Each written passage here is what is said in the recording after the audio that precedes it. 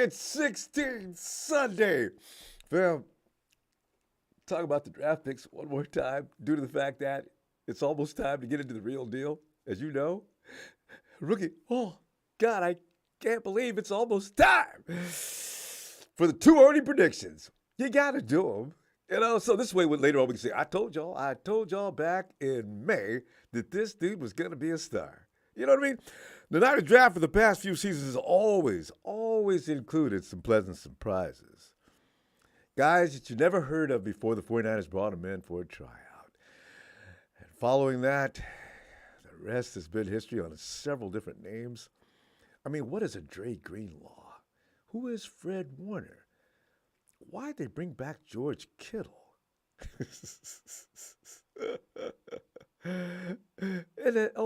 UDFA's even. Emmanuel Mosley? Okay. Wow, he's getting better.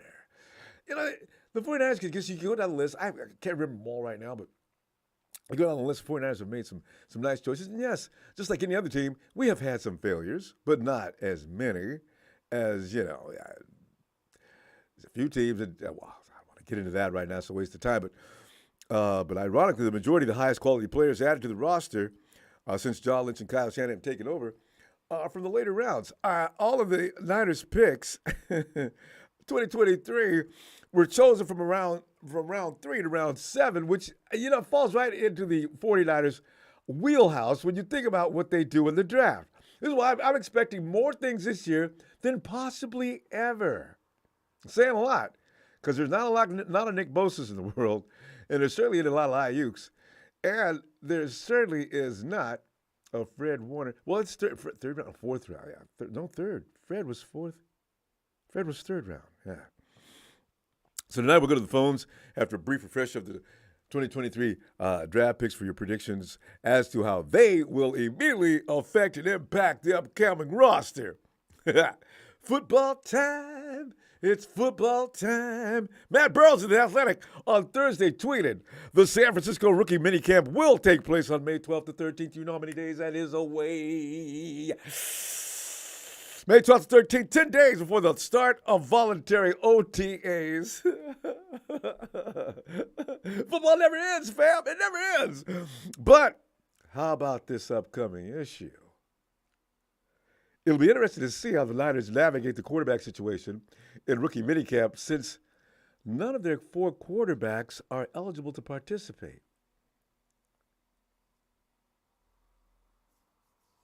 What are they going to do? Hey, this is the first time this has happened, hasn't it?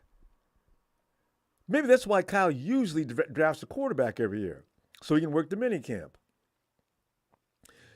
So Kyle's got the quarterback, I guess. But their 9 draft picks should be in attendance regardless of whether they've signed rookie contracts. Their 12 undrafted free agents should also be there. Players participating on a tryout basis are also allowed to take part, as well as players on futures contracts who have yet to accrue an NFL season. It wouldn't be surprising to see some of their practice squad rookies from last year be in the rookie minicamp this year as well. So Coach, can I come back and give it another shot? I've been working out. I've been doing a lot of good things. I'm ready to show you I'm ready to be a center. Okay, get in here. Niners voluntary OTAs are set for May 22 to 23 and May 25th, May 30th and 31, June 2nd, June 5, June 6, and June 8. That's all coming up next month. Mandatory minicamp, of course, starts in June the 13th to 15th. Oh, by the way, Matt Mayoko has walked back some of the things he said. Well, I didn't actually walk him back about Sam Darnold, but he did say, I never said he's the greatest. I just said he's one of the best throwers. And then he went down through, said a few other things, but he sort of like tried to clear that up a little bit. So he didn't really mean it as it hit everybody's ears. Or should I say vision as reading that text. He said, man, what are you talking about? I mean, you don't even know Sam Darnold that well anyway. You've seen him win. How much? You don't watch him. You're not a Panther insider. But then again, anybody can go ahead and check these people out, though. So I'm not, I ain't mad at Matt. I still trust him above most of those writers. I trust Matt Barrows. Matt Barrows wants you to pay him every month too much money. I know. No, it's just a matter of fact, it adds up after a while. The 49ers made 9 selections in the 2023 draft, as you know, with their first choice not hitting the board until they traded up to number 87 in round 3. They still checked some boxes they needed to fill, though. But without a premium pick, though, the team likely didn't. Some people don't believe they did anything to bolster the top end of the roster. We should temper expectations, right? Shh. Don't do it. Don't even do it. Expect a miracle. I always do. We've seen this movie before, fam. You know how it ends. Names coming in here we don't know nothing about. They've got a small resume, little film, and all of a sudden, boom, Pro Bowlers. There are some surprises every season is what I'm saying, fam. Let's have some fun, though, projecting what's going to happen here with these draft picks that just came in. Safety Jair Brown. Brown will enter camp. Camp is a backup safety, but in an ideal world, he'd surpass veteran Tayshawn. Hey, what is Tayshawn? Anyway, Gibson. Atop the depth chart. Gibson was good for San Francisco last year, as you know. He was our ball hawk. He was our guy getting INTs like nobody ever has. Well, not everybody has. But since Kyle and John have been in there, we haven't had a real hardcore ball hawk. A lot of guys picking off INTs. Gibson did that for us last year. But Mrs. Brown's baby boy, however, offers more athleticism and versatility. Adding that to the back end of the secondary would help an already good 49ers defense. And they got a guy now that's going to doctor up things in Steve Wilkes that's going to make that secondary look a little bit more like we wished it did. Because we look around the league and we see these other teams, they got all kind of guys just picking the ball off right and left. Boom, boom, boom, boom, boom, boom. You know, it's unfair, though. If you're in the NFC East, you can also pad your stats by playing against the Cowboys. Because Dak Prescott is going to throw the ball to that secondary at least once to twice a week. How about them Cowboys? But projecting a role, let's go ahead and get jiggy with it. He'll start. He won't start right away, but at some point, Jair is going to take over that spot mid-season or so. And I'm suspecting the 49ers are going to want to taper down Gibson because he's only going to be signing for 1 year. And that's when enter the Jair Show. Jair Brown. Jair, get in. Give him help, babe. Give him help. And Jake Moody, nothing to discuss here about Jake Moody. Zane Gonzalez is also in the building. I ain't going to disrespect him, but Gonzalez is more of an insurance policy at this point, given what the 49ers have given up to bring in Jake Moody, which pissed off a large percentage of us. We need a kicker. Robbie's out of here. It is serious. He is gone. You got to have somebody in there, and Jake Moody could be a legend. He looks like he could possibly be one. Tight end Cameron Latou. There's a lot to like about Latou's game, particularly his pass-catching skills, which have only recently been on display. He began his career at Bama. That's all you got to say. He began his career at Bama. Badger. Bama, where how many guys have come out of Bama and done well in the NFL? The numbers go on and on. So he began his career at Bama on defensive side, though, but before switching to tight end, which really is perplexing to me. Which coach looked out there and saw, you know what? Let's take him off that defensive unit and put him out here as a tight end. What made him think that? I could see an offensive lineman being, transformed into a tight end because he blocks. It just is a sort of natural segue to go from an offensive lineman if you're athletic enough because you're already big enough. But Latou is playing defense. There are some things he needs to clean up on his game as a blocker, though, but he offers a ton of upside as a pass catcher, even as a rookie. His role could be dependent on matchups in the 49ers plan for a particular defense. Dwelly and Warner pretty much are safe for the time being, though, fam. I got to think. I'm projecting – let's project Cameron as a number 3 TE for now. All right? He'll go in the season at number 3. He would anyway, but, he'll stay there for a while. You can't – Dwelly, as much as people like to think Dwelly's not going to be whatever they want him to be, Dwelly hasn't made a lot of mistakes with the 49ers. He really hasn't. So he actually deserves a little more respect than we give him. He runs decent routes, and then you throw the ball to him, he's most likely not going to miss it. And unlike the guy that just left, Dwelly will stretch out for a catch. You know, uh, Cornerback Darrell Luter Jr. Luter has some really interesting physical traits, but the Niners have a crowded cornerback room. He could conceivably be in the mix to battle for a starting job. Charles is actually hoping that Darrell is going to unseat Demo. Charles, man, I'm telling you right now, calm it down, Charles. Demo's going to be tough to take out. Given where he was drafted, though, it could be a tough for a while anyway. Projected role, he'll be a reserve cornerback. Special teams contributor most likely for a little bit. I could be wrong. I hope I am wrong. You know? Defensive end Robert Beal Jr. Fam, go ahead. Get excited about Bill. The dude's size and athleticism scream productive pass rusher.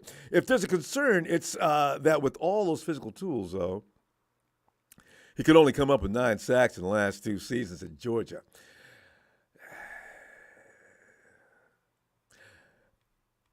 Let him work with the Jedi Master Chris Kasurk.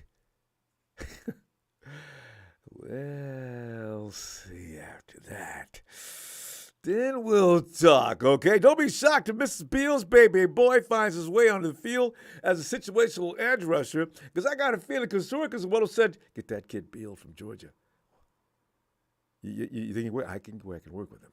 I'm telling you right now, Chris Kasurk has a lot to do with what goes on in that defensive line these days. He is the reason that we have to blame.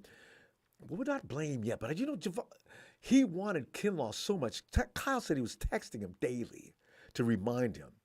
Kyle almost probably had to block him. I heard you, Chris. All right. And then they got him. And now we're waiting for him to develop.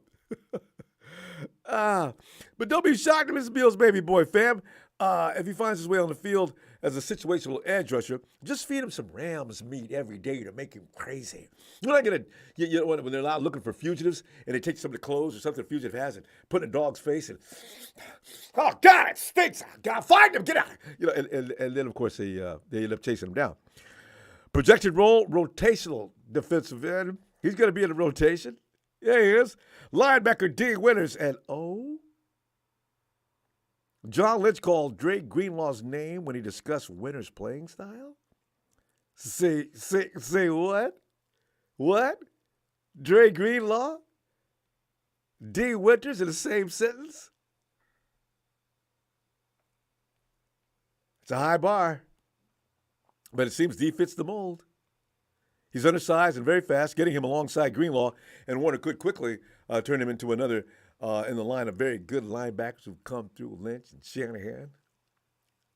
Man. Projected role, Sam, linebacker, special teams contributor. Let's go, big boy. Let's go. And tight end Braden Willis. Willis is a lot like Latu, and that there's plenty to talk about as far as this game is concerned.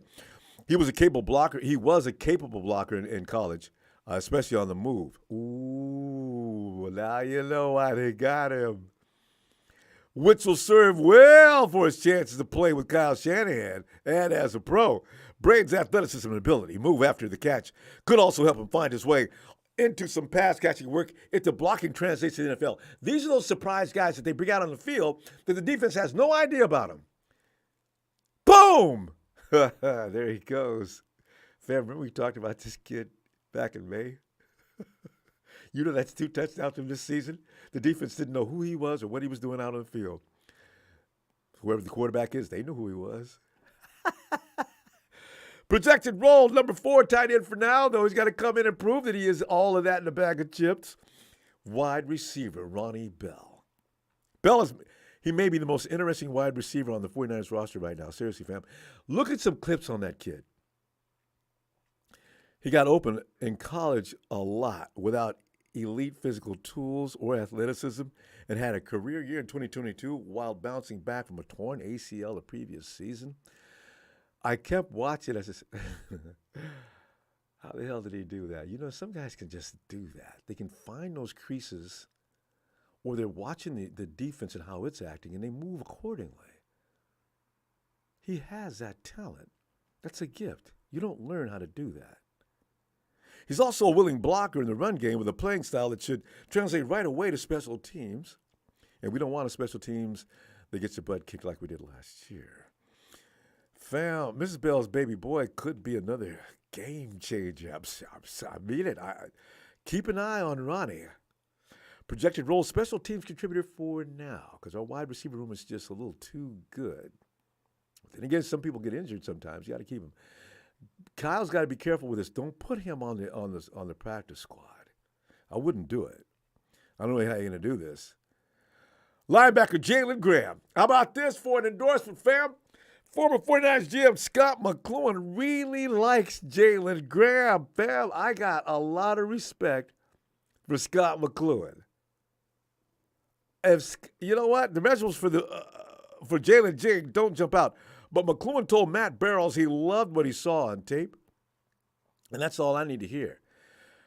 Fam, McCloughan may have been a man who got a little carried away with happy hour on a daily basis.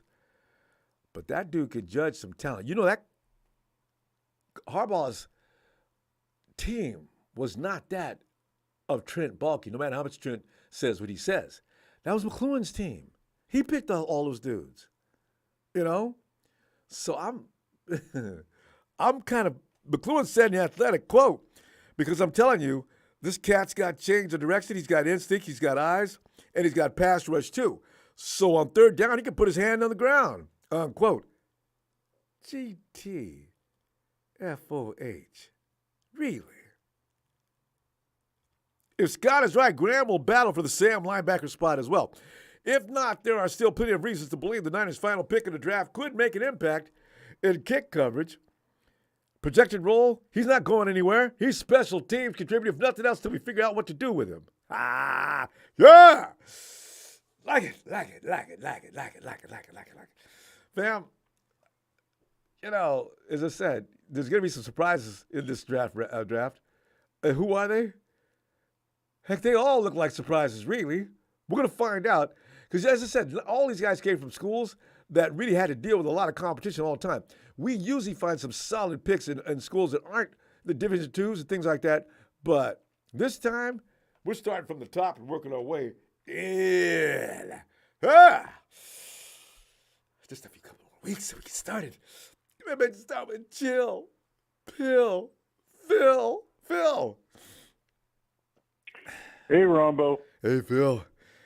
I mean, you're getting all worked up about what we got here and what season's all going to start. I know you're getting worked up about guys that are maybe make the 53. I know, right? Because we haven't got any room unless you take somebody's job. Yeah, I'm sorry. Hard. Yeah, it's going to be hard to make the team. So most of these guys are going to be on practice squad because you know rookies are easier to keep on the practice squad than veterans because you're only limited to how many veterans you can keep initially anyway on the practice squad. Oh, that's right. And so, so rookies are easier to keep on the practice squad. So they tend to put them on the practice squad, redshirt them for a year, learn the system.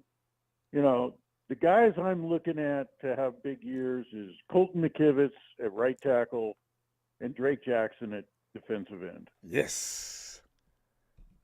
And you know, it's like Banks was, you know, Banks his first year he didn't play. And remember the things we were saying about him? We brought him in the second year, and he was solid. I mean, rock solid. Everybody thought he was a bust because we didn't play him. Well, that's what the Niners do. Yes. They bring the kid in. They let him build up strength for the NFL game. They put him through an NFL year of, you know, in the locker room and all that stuff and learning to be a man. And then you put them out on the field the second year, and they're studs. Look at Hufanga. They put Hufanga on, you know, limited work first year. And then he came out and he's in the Pro Bowl. That's what we do. I just want to tell the Rams fans, that's what's called a development program. It's a development program, exactly. And so that's what the Niners do. They keep building. That's how they keep winning. That's how they And will keep a continue to do so. great roster together. They don't throw these guys out in the field and watch them fail. And F them picks, they keep them. They work with them because we got the people who can do so. That's how you build it. That's how you build They coach a them up. sustainable You know, team. they let guys like Forrester and Chris Casera and get a hold of these kids and develop them. And then when they're ready, they put them on the field. Throw that bird So, out of the nest. Fly, eagle, fly. Yeah. you So know, that's, I don't think Jared is going to play anything. Tosh Gibson's going to be the starting safety, and he's going to learn from Tosh, and then he's going to be able to be, you know, a good safety. And next year he'll be playing and probably make the Pro Bowl. and it's a good guy to learn from Gibson too. That the TCU kid that they say is like Greenlaw. Mm-hmm. Well, I think they're fingering him in to replace Greenlaw in a few years. In what? In a few years? In 2 years? In a few years. Yeah. Yeah, when his contract comes up.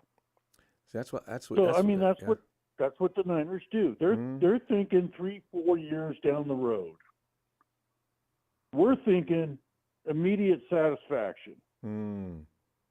And that's the difference. Well, no, actually, I don't think I knew he wasn't. He's not going to be able to move Fred or Drake, but he'll be doing the Sam invocation. And our base package is rarely used these days. Jared's position, yeah, maybe, but you know, they've got other kids that have been with the team for a year. What's that guy's name? We got a couple of linebackers from last year. Yeah, they got a couple of linebackers they've already got, you know, pinpointed for those positions. So we got a lot of linebackers. Most of these guys are going to be on the practice squad. Yeah. And you know what? Being on the practice squad is just like being on the team. Yeah. You can bring them up during the season for 2 games during the year if you need them. So, I mean, these guys can play.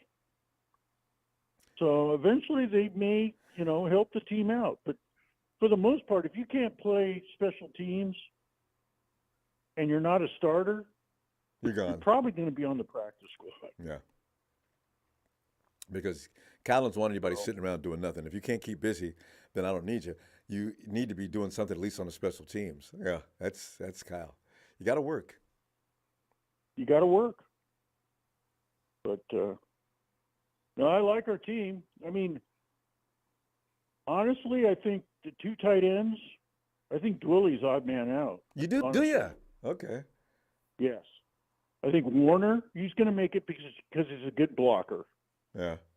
And you can keep him in special teams for blocking for like punt team, kickoff team, those things, and you know, the kicking game. You know, Dwelly doesn't block very well. Matter of fact, he was the guy that missed the block against Seattle that they blocked the kick and ran it for a touchdown. It was the only touchdown. Oh, I remember that. I do. So, you know, both these tight ends, I think, are better than Dwelly, and I think they're going to make the team, and they're going to have certain instances and certain plays just for them. Mm-hmm. I think another guy that may make the 53 is Joey Fisher, the lineman that they got undrafted free agent. Yep. He may beat out more as a backup tackle. Yeah, Jalen? Yeah, I agree. If he comes in and bullies people in our camp, they don't even need to wait for a preseason game. You know, that's all he's got to do. They already suspected that you paid him already. Yep. They gave him a big guaranteed money for undrafted free agent. So I'm expecting. I think they think he may make the team. I think the guy is so strong. He did 40 reps in the bench press, and which is a record. The dude can run less. He ran a 5 what? A 5 anything. Big man. Good Lord. The hell are you eating every day? He was under 6. Yeah, he was in the 40. So that's and his Kyle 10 kind of guy. 10 was even faster. Who? He led all linemen both in 40-yard dash and the bench press. Yeah, we're talking about Joey. Yeah. Yeah. So The only downside they say to him is his arm length. He's at 32 no, inches. that's all they talk about. That's all you can talk about. His arms. They're a little short. Yeah. But He wouldn't be the first guy. He ran the 40 fastest, Yeah. the 10-yard split fastest, bench press fastest, Or the high strongest. jump the best. This is the So amazing Hulk in human form. I mean, that dude is just and I'm crazy. surprised he didn't get drafted. Seriously. People are But going by. You know, Phil, these guys have check boxes. Scouts don't have time to go through very close intangibles. They check out arm length. Oh, that's a little short. This is good. That one but- thing could take him off their list. But the two other tackles that were drafted in the first round, that Skoronsky guy, they both have 32-inch arms too. There was only one guy, the guy from Ohio State, that had 36-inch arms. So I didn't know that. I don't know. Okay, so, I don't mistakes know, have been man. made. I think it's because of the competition he went against, And and he he's was 20 and throwing he's guys 20 around like rag dolls. And he's 25. I think that Yeah, concerns. and he's 25, Yeah. which means he's probably mature, which means for an offensive lineman, that's big. Yeah, and So- you don't need to bring him in for any strength training. And matter of fact, Joey, would you work with our people over there and see if you can get him up to speed? Let him be the trainer. My God, Yeah. 40 But, reps. the one guy I'm really looking at, other than Colton McKivitz, I think Colton McKivitz is going to be a better pass blocker than McGlinchey, Oh yeah, no doubt. but less on the run. But I think Drake Jackson's going to make a big step forward. You go, Phil. I like your thinking. Phil, I think maybe he gets double-digit I sacks. mean, he doesn't. He wants to make up for last year, get wimping out toward the end of the season. Phil, we got to go, and I can't wait to Right, talk to you Ronbo. Wednesday. It's almost time. Ricky, Yeah, well, Wednesday and then Thursday we got the schedule coming out, so Friday Yeah. we'll be talking about maybe. Oh that God. schedule. Maybe So that's a big day for me, especially season ticket holders. We'd I have may to have look to. at We may, where you know what? We may back Wednesday and Thursday then, but for sure, Thursday. All right, Phil. I mean, that's the schedule. That's I huge. know. So we can laugh about the people in the NFC West and their doomsdays that are coming up. Yeah, we'll see how many Monday night games we have, and primetime games. But Ooh, you should have a few for sure. a few. All right, Ronbo. All We'll right, talk Phil. to you. Looking forward to it. Have a great night, fam. Appreciate you, Phil. Okay. Bye. Take care. Bye.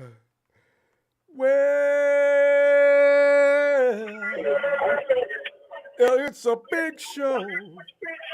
It's a big show on tonight. Hey, show. You got something going on back there. Man, what a snooze that was. Oh my god. Anyways, Ronbo, I wanted to get on a Friday night, if I may, do a quick point about what Matt Mayako said about Sam Darnold, and then I'll get to my Go right ahead. draft players tonight. Yeah, Phil. Matt Mayako was no idiot. Okay, he's been covering the team for 2 decades. He's not in the business for clicks or likes or views or anything like that. He just gave an opinion. And with all, Sam Darnold is a talented thrower of the football. He just hasn't been in the right circumstances to showcase his talent, and he hasn't been coached up right. And that is exactly what his quarterback coach John Palmer said about him. He pretty much slipped and named him the starter week 1 with the San Francisco 49ers and said that he didn't have a great situation with all the teams he's been on and hasn't been able to showcase his talent of why he was selected number 3 overall in 2018. And these guys have been trying to go after him since 2018. Mm-hmm. So whatever Mayako says, you kind of have to listen to, because like I said, he has the ear and eyes of, or he has the ear of John Lynch and Kyle Shanahan, who he's both interviewed. And he's not a Grant Cohn. He's not anything like that, a content creator trying to get views or likes. He's a serious journalist. He's been covering this team for the past, like I said, 2 decades. So Yeah, I still You know, trust Matt. Yeah, yeah. we got a little quick to make judgment on These that. just these I know I these do. fanboys of Trey Lance are so in denial. It's not even funny. Like yeah, it's ridiculous at this point. Anything you say or do negatively against Trey Lance, you're crucified on Twitter, and they call you every name in the book, and they can't win the argument as to why their quarterback can't beat out a brittle quarterback who was about to be traded, or things like that. So yeah. Anyways, well, now that's out of the way, as the Rev would say, the I know I thought about lovely the Rev Rev. when you said it. Well, I know. Where's he been? I miss him. Yeah. but go ahead, You Joe. you mentioned Ronnie Bell. You had mentioned Ronnie Bell earlier. I think Yeah. he's going to beat out Danny Gray for a roster spot. Danny Gray hasn't shown anything the past 2 seasons, and as to why he deserves to be on this team, he's been on the bench, and obviously they're not impressed with him that much, and I think they're ready to move on from him, and which is exactly why we drafted Ronnie Bell So, but to replace him. Show, this is the thing. You and I and JC, JL. Oh, this we've been praying. God won't listen to us. We've been praying No, for a fast receiver for how many years? Ever since Marquise Goodwin left? How long ago was that? And every year we've got that secondary not respecting. They're moving up way too close to begin with. When Goodwin was with us, they yeah, set back. I want to see that again, and we just can't get it. Is we want why. a vertical threat, not just a route tree runner, like Yeah. up and down the XYZ. We want a legitimate X That when he takes factor. off, it causes panic. I love that. You can Yeah, always see in defensive backs when they start hustling, and especially when they get beaten, they start yelling down the field, "Help! Help! Help! Help! Help! Help!" I remember those days. And see, that's what I want to see. We haven't had that. and if we keep 7 this year, look out for Isaiah Whitfield too. I mean, his his um his video he put out went viral for a reason. I mean, and then I went back and looked at his highlights and game tape and everything like that, and he's a good player. He's tall too. Yeah. And that So bodes. We got 2 of those guys now in camp. Now Winstead's the other one. yeah, We'll see. yeah. And as far as the corner goes, I don't think the corner's going to make the roster. I Or Reuter. Brown will definitely make it. Yeah, the corner. We're pretty much our corners are pretty much set. You know what Yeah, I mean? that's a Like, tough room to try to take somebody's job from, isn't it? yeah. I agree. I think both tight ends will make the 53. We'll carry 4 tight ends. Kittle, Warner, Willis, and the 2, and Dwelly's on and out. I think in that room. And the oh my gosh, Jake Moody, or I'm sorry, Zane Gonzalez is on insurance policy. Then we didn't really give up anything. We just swapped 7th round picks pretty much, and so we're not really losing anything there if he doesn't make the team. I mean, which he's not going to. Jake Moody's a better kicker than Zane Gonzalez ever will be. So Zane will probably end up in the XFL or USFL, something like that. So yeah, He's got to and stay healthy. You can't be a yeah, kicker all the that's time. his You're not having problem. any contact. What are you doing? What is the problem? Stretch out. Get loose. Take yoga. Do something. Yeah, I mean that dude. He's a dead man. He was dead on arrival, anyways. So he's not gonna make it. And that's pretty much all of the draft picks, right? I mean, Yeah. we drafted 2 tight ends, a receiver, a corner, safety, kicker, and yeah. I mean, That's it. that's that. Yeah. So Yeah. I think the corner's not going to make it. The only person not going to make the 53. The other players do have a good shot at making it. So because we barely have any depth last year at receiver, we only carried 5 guys last year, and I think we're going to carry at least 6 to 7 this year. Hey, we only had 5. You're right. Yeah. There is room for another receiver. Our team is though. So So Lynch likes to keep a lot of defensive linemen. Well, I think we always have an extra one or two. Yeah. Don't forget Khalil Davis we drafted last year. So Yeah. So we'll I see how mean, many wide receivers they carry. yeah, And they'll start jucking. You know those little weekend things they do with they'll cut a guy on Friday, bring him back on Monday. I imagine we're going to see a yeah. lot of The that this practice year. squad player. Yeah, Yeah, because they don't want Pete Carroll to just build up his roster with the people we went out and worked hard for to find, and he just takes them and uses them on his damn team. Gene D. But you guys, yeah. but that is, ooh, that's low. But see, that's what you got to be careful of. All right. Shout out to everyone. Shout out to the Team fam, Papa Dragons, the Three Tonys, and Chill Pill Diet Pill Phil, as Papa Dragons would say. Yeah, I call him Xanax NPR Phil. So y'all take care and have a great night. Phil. He's a cool guy. All right. Take care. All right. Good night. You too, Show. Appreciate you. Have a great night.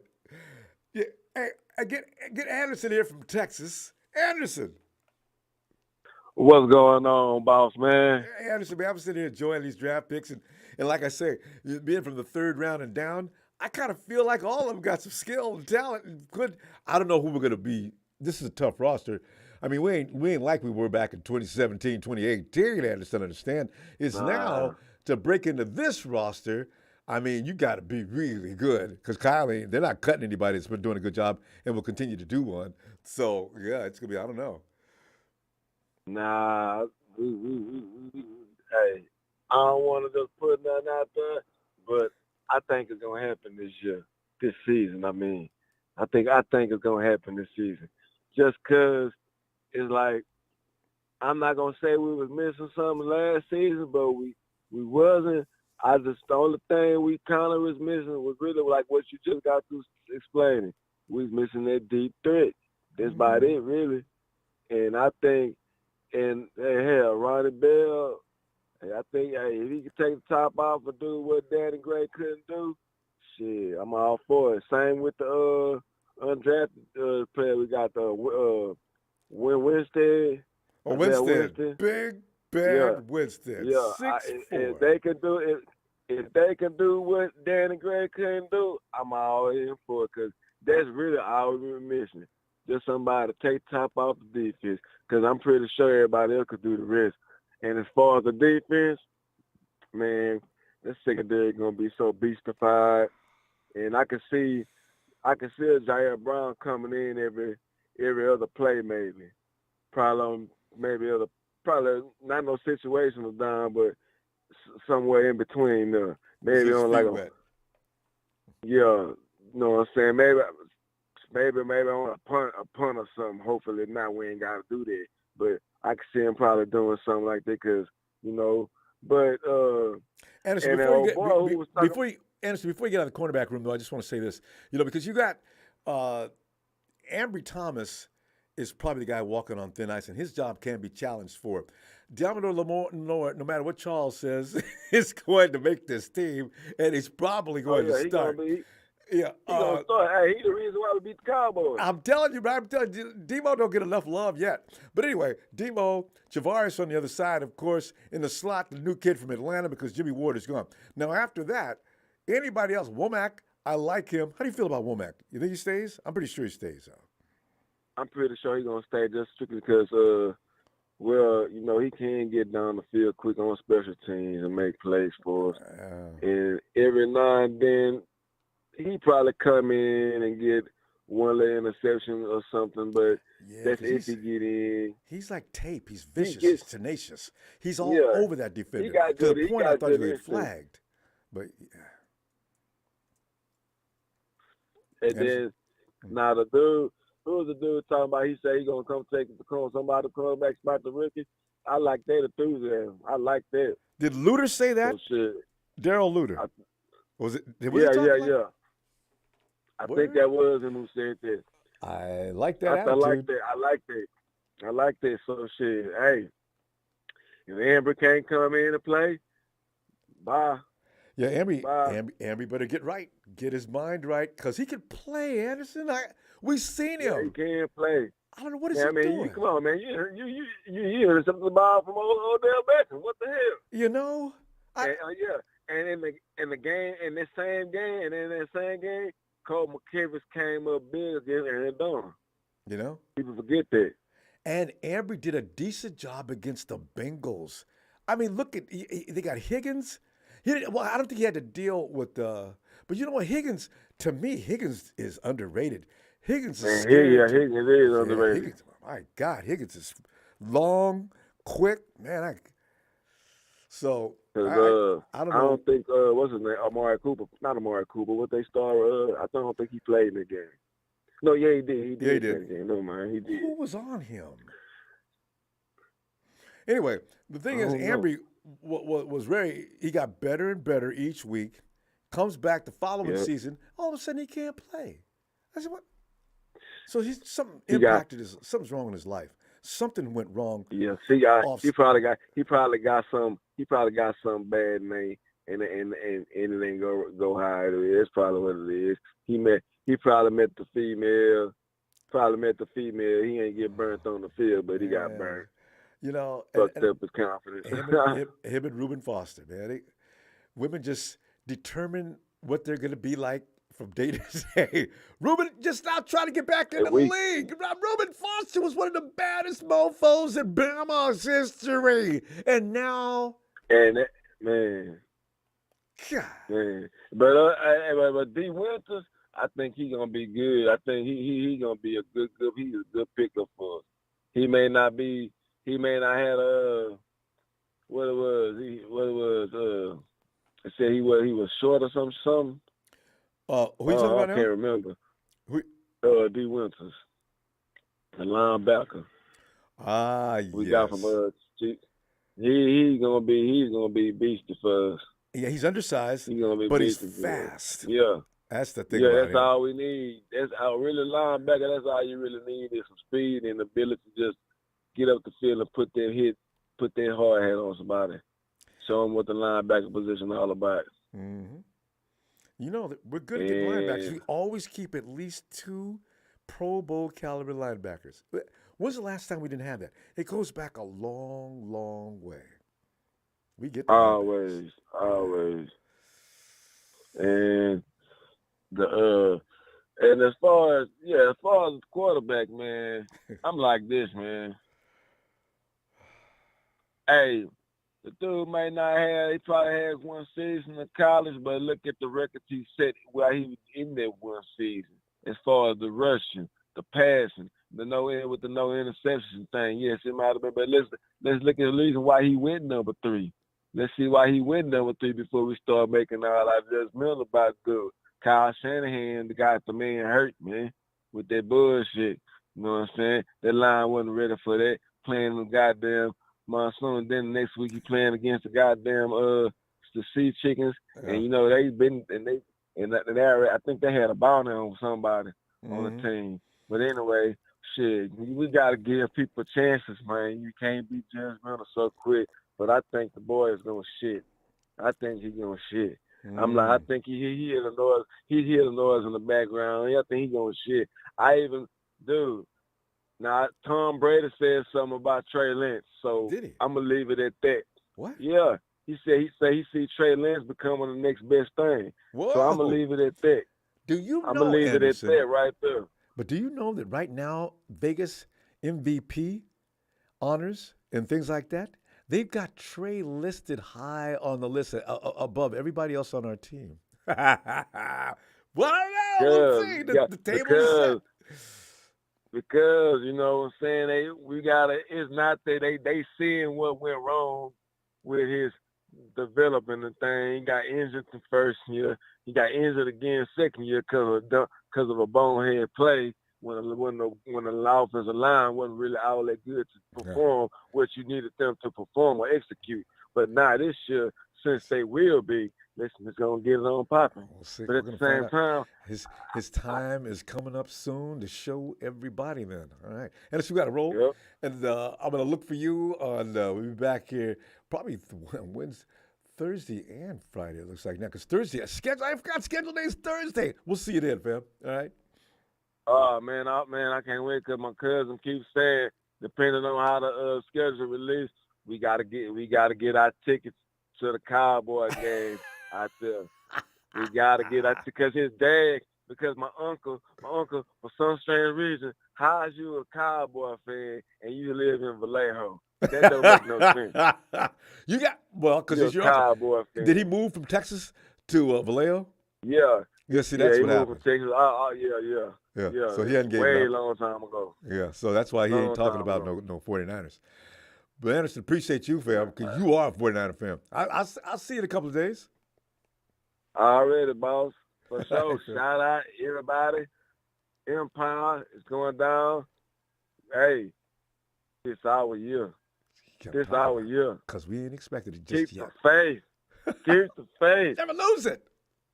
Night, Anderson. Going down. All right, Ronbo. Shout out to production. Love y'all. Peace. Hey, love you back, fam. Night. There goes Anderson. And the law rolls in, presses saloon doors open, and says, bartender, give me a shot and don't give me a clean glass. Hey, Brian.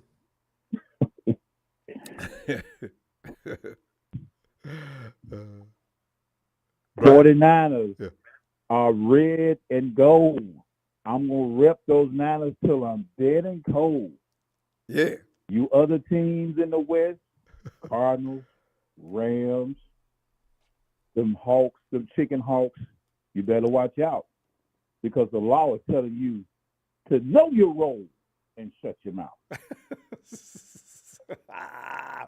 What's up, Ronbo? And you know, I mean, it's just like we're looking at the kids we just brought in. And when we think about the rock solid, see, this is why when people say, 49ers, you guys, you know how other teams, man, you guys' draft sucked, man. Look at our draft. We got an A-. You guys came in with a low B. Well, for one thing, we didn't need to draft. What we had, we traded for, and we used the rest to see what we got. But you, Rams, Seahawks, you desperately needed that draft to improve. Got to give the Hawks a little credit. They did look good in the draft last year. They look pretty good this year. We'll talk about that later. But right now, talk about our draft. I'm telling you right now, I don't know. There's always some surprises, Brian. Hey, what was it? So that was our final grade, but they gave us an A-. Was that an A-? No, we were. I don't know that anybody gave us an A. Did anybody give us an A-? I think they gave us a B. B. Okay. I could be wrong, though. Because that ain't bad. Yeah, I didn't take the grades seriously because, like, we started in the third round, all right? Yeah. Because you look at it, Ronbo. I mean, with our roster, it's not really safe to say that we had 11 picks. I don't think all 11 picks are going to make it. They're not going to make this team. You know. Well, maybe practice squad. You know, you probably have some practice. Yeah, well, squad then there's players, that. Because you know how the 49ers do. We build for the future. Redshirt them, get them ready to play ball, and we farm them out. You know, that's what I'm saying. When I argue with people like Rudy and his contingent, I say, you know what, you guys, that's how sustainability is built through good. First of all, your scouts need to know what they're bringing in, and then you got to have a coaching staff that knows how to form that talent into something that you can use soon. And we got some great examples on our team already. When you look at Aaron Banks, which is the best example, we jumped to judgment on him, saying, Aaron Banks, he doesn't know the plays. He doesn't know this and that. Aaron Banks was getting ready to turn into a machine. Last year, I can't wait to see him this year. Mm-hmm. So, all right. So, I like the tight end pick, and I like the linebacker out of TCU. Okay, he's the fast one, right? I like those guys. And for what it's worth, the kicker is needed. This Ronbo is not coming back. I know. So he's going to be. People are still mad about that. Hey, but right now we just got to say, Ronbo. He's probably our only plug and play. You know, he's probably like our only plug and play guy we got in the draft. As far as the draft goes. Maybe the linebacker, that TCU linebacker, maybe he can fill in the who was the linebacker we lost? Aziz Al-Shar. Yeah. He probably can, unless those other veterans, those other backups that we got, he probably can. He's probably going to take Alshire's spot. He's going in and have a good camp. You know, because Burks and I forget the other guy's name, but there's two guys I forgot about them, and they brought in two more to challenge those two, because Dre Yeah. and Fred are not going to be challenged. So it's going to be interesting to see. You got four guys there. They're going to be looking Yeah. at. Ronbo, and another thing, the other publication, the other 49 publication, they've been talking about targets. I guess other free agent targets. They're still talking about the DN from the Colts.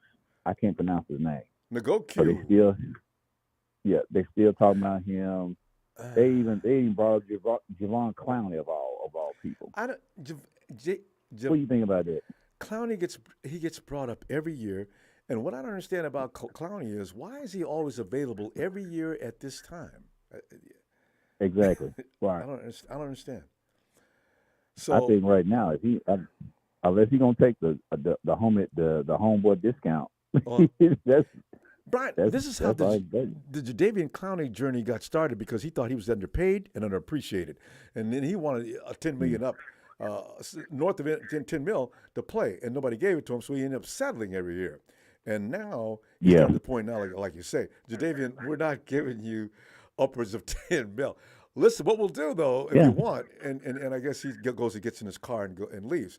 But Jadeveon needs to come to the realization that, man, every year you're looking for a job. Strange. Yeah. They bring up him. They bring up Justin Houston. I think Justin Houston. I like him though. I'd take Houston. Yeah. I don't know how much I'd pay him. Nagoku, too expensive. But Houston, he's still solid. He would be cheap. Yeah. I wanted him last year. Yeah. I wonder had the organization thought of him versus bringing in those guys, those other defensive ends, the guy from the Raiders.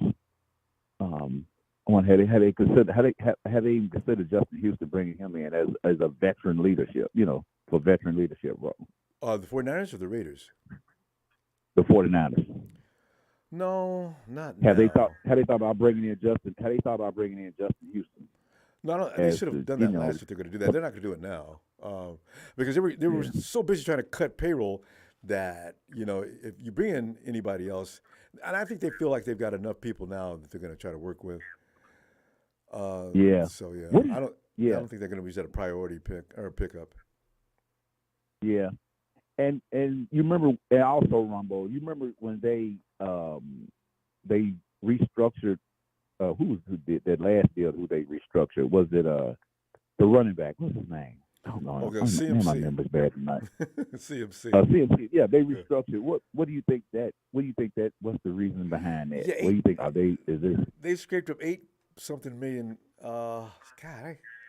They can use it if they want to, or else they can go ahead and wait till mid-season and think if they need something, they'll have a couple extra bucks. Yeah. I don't know. Because Nagoku is going to cost more than $8 million. Yeah. Clowney, if you want, you can get him for $8 million or less. Yeah.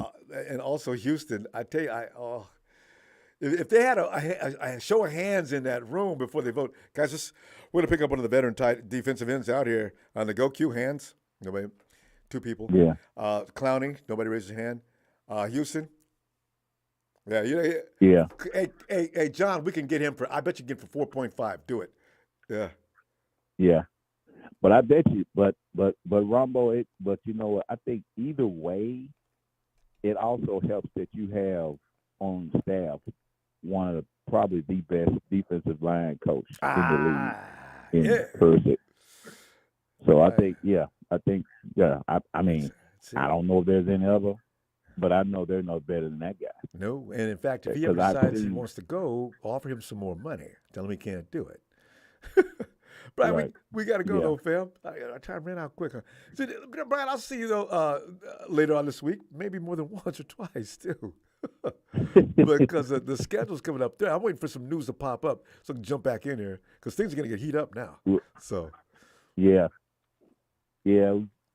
because these Cowboy fans, they starting to get a little overexcited as always. Oh, It's always. and then they get beat. But up. anyway, Ronbo, shout out to you, shout out to production, and shout out to the faithful. Yeah. And the law is finally out. Appreciate you, Brian. I'll see you in a minute. All right, fam. Have a great night. All right, Ronbo. See you later. All right. Thanks, fam.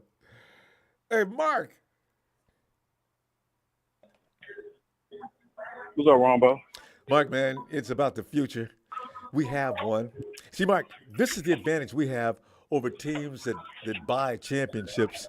And it's like my good buddy G.B. Bull said as he asked the Rams fans, so how many of those guys from the last 2 years are you going to retire their jerseys?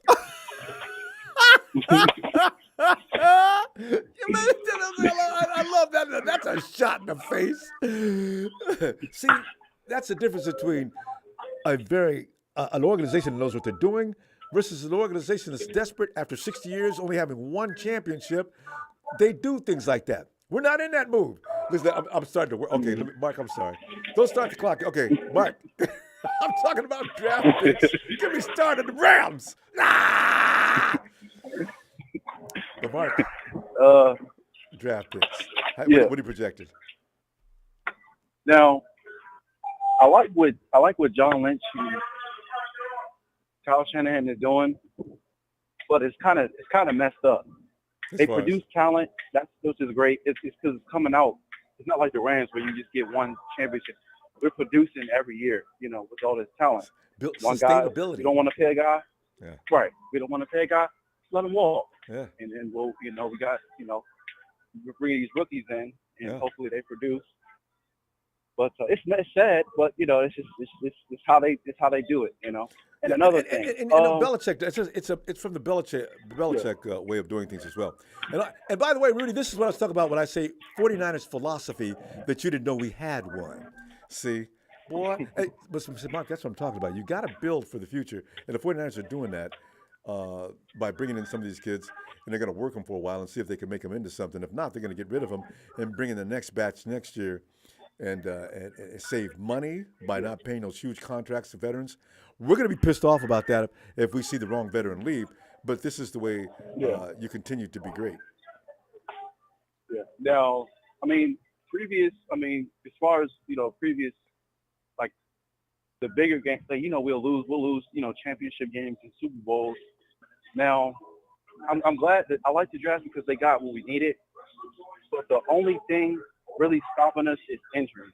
And that brings me to my next question is, do anybody know who the medical staff is? I remember, Mark, I don't know if it's them I don't know if it's been 3 or 4 years ago, the 49ers went out and they got a group that bases what they do on science to a T, right? They used to be in charge of a hockey team, and they kept them pretty healthy, actually. I don't know what kind of methods or things you do to ensure a player is going to stay healthy all season long, because that's always been something to me I don't quite understand. It's a luck of the draw almost all the time. But these guys we've had for a few years have been with us for a while, and they're supposed to be the best at what they do. Yeah, it might just be bad luck. I don't want to believe it, But as far as the team goes, the only thing I really think we really needed was really that a tackle. That's all I really wanted in the draft, and I think we got that guy. Yeah. That's really all I could think of, a tackle and a deep threat. So I think that's really it. The guy from Michigan, I think, hopefully he can show us something, because Danny Gray was supposed to be that guy, and he got in the clubhouse. So don't you wish you could find out what it is with Danny Gray that Kyle won't let him play? I pay to see, just to sit in the room and ask Kyle, what's with you and not letting Danny Gray play? Is he not blocking? And I pay to ask that question. Or did he? But how he is. He'll still. Yeah, he'll say good things about. He'll say the good things about Danny. He'll say things. He just needs a little further development. The thing with Danny is he's playing behind some guys that are pretty polished, and he's going to have to take it up another level to keep up with them. But we're going to keep working with him. Kyle, stop it, Kyle. You know, we've seen you bring in players that come in and play right away if you like them. You don't like Danny, do you? Yeah, I don't think he does. Him. Yeah, yeah, he'll walk out and just he'll make you feel stupid. You just try to. Does it to reporters all the time when they ask him a question. Yeah, we'd walk just out. Like when he blamed Brock Purdy for that throw at Las Vegas. I'm like, Kyle, it's a touchdown. What are you? Because it didn't go according to Kyle's plan. He does have an ego. If there's anything about Kyle Shanahan that can be a bit annoying, is the fact that he will not yield on certain things. And if Kyle wants you to run those X's and O's, it's about discipline with Kyle. And his dad wasn't in the military, and he wasn't either. So I understand, why is he so inflexible like that? Right. And in that Jimmy situation, Jimmy Ward situation, kind of ticked me off. I'm like, John, why are you talking for him? Just let him. It's like I don't know. John Lynch is, John Lynch will cover for himself. Well, John, he was talking for Kyle's the one who said the things he said to Jimmy, and Jimmy posted it up on his Instagram. Yeah, I don't like he did that though. Come on, I know, but still, Kyle, have respect. Jimmy's been with us for years and done a good job. You can't talk to him like that. Yeah, it's kind of messed up. But O-line, I mean, I like that guy. He was talking about it the other day.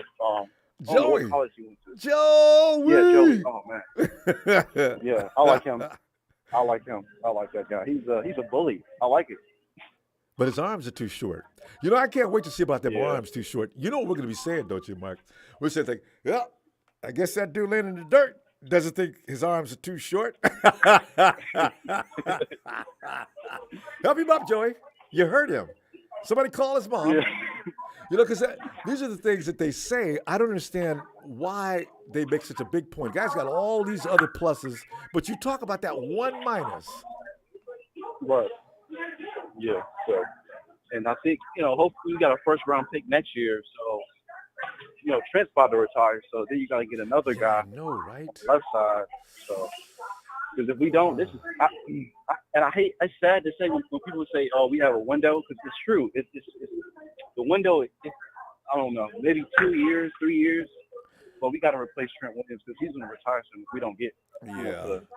But you know about that window thing, Mark. This is the thing about the 49ers. They have sat around and come up with this plan of not spending too much money on the quarterback, right? So now you can distribute money. If you need a free agent, even if we're getting weak at one spot, you go ahead, now you can spend a little money on that free agent. But as long as that quarterback's not getting premium rates, you build around him. Right. And Kyle Shanahan, who has the belief that all I need is a quarterback that can do what I tell him, and we'll be fine. We'll build a team around him, and he'll just be a part of the process, not the whole process, and I will never have him doing all the heavy lifting. And Jed's buying into that because he's getting results. Although when we get to the final spot, we're struggling a little bit. But Brock Purdy, you look at Brock Purdy, you look at Jalen Hurts, and you look at over in Baltimore, what they just got paid. Well, the 49ers are actually cheating because they're not paying those kind of prices to the quarterback. We have the lowest starting quarterback in the league right now who's getting it done. Now, you can't do that for 4 years because you're going to say, look what I did for you. All right, well, listen, we're going to wish you the best of luck. Yeah. And, that's I mean, it's working. I mean, we'll get there, but, whatever between now and the championship game, but it's, but I believe they'll get it done. Kyle, we're going to be all right. He's going to be okay. Yeah. We got what we need. Jake Moody, new kicker. We're going to be all right. You look back in history, Bruce Arians hasn't always been, Andy Reid hasn't always been a Super Bowl winner. John Madden took a long time to get the Raiders to the Super Bowl.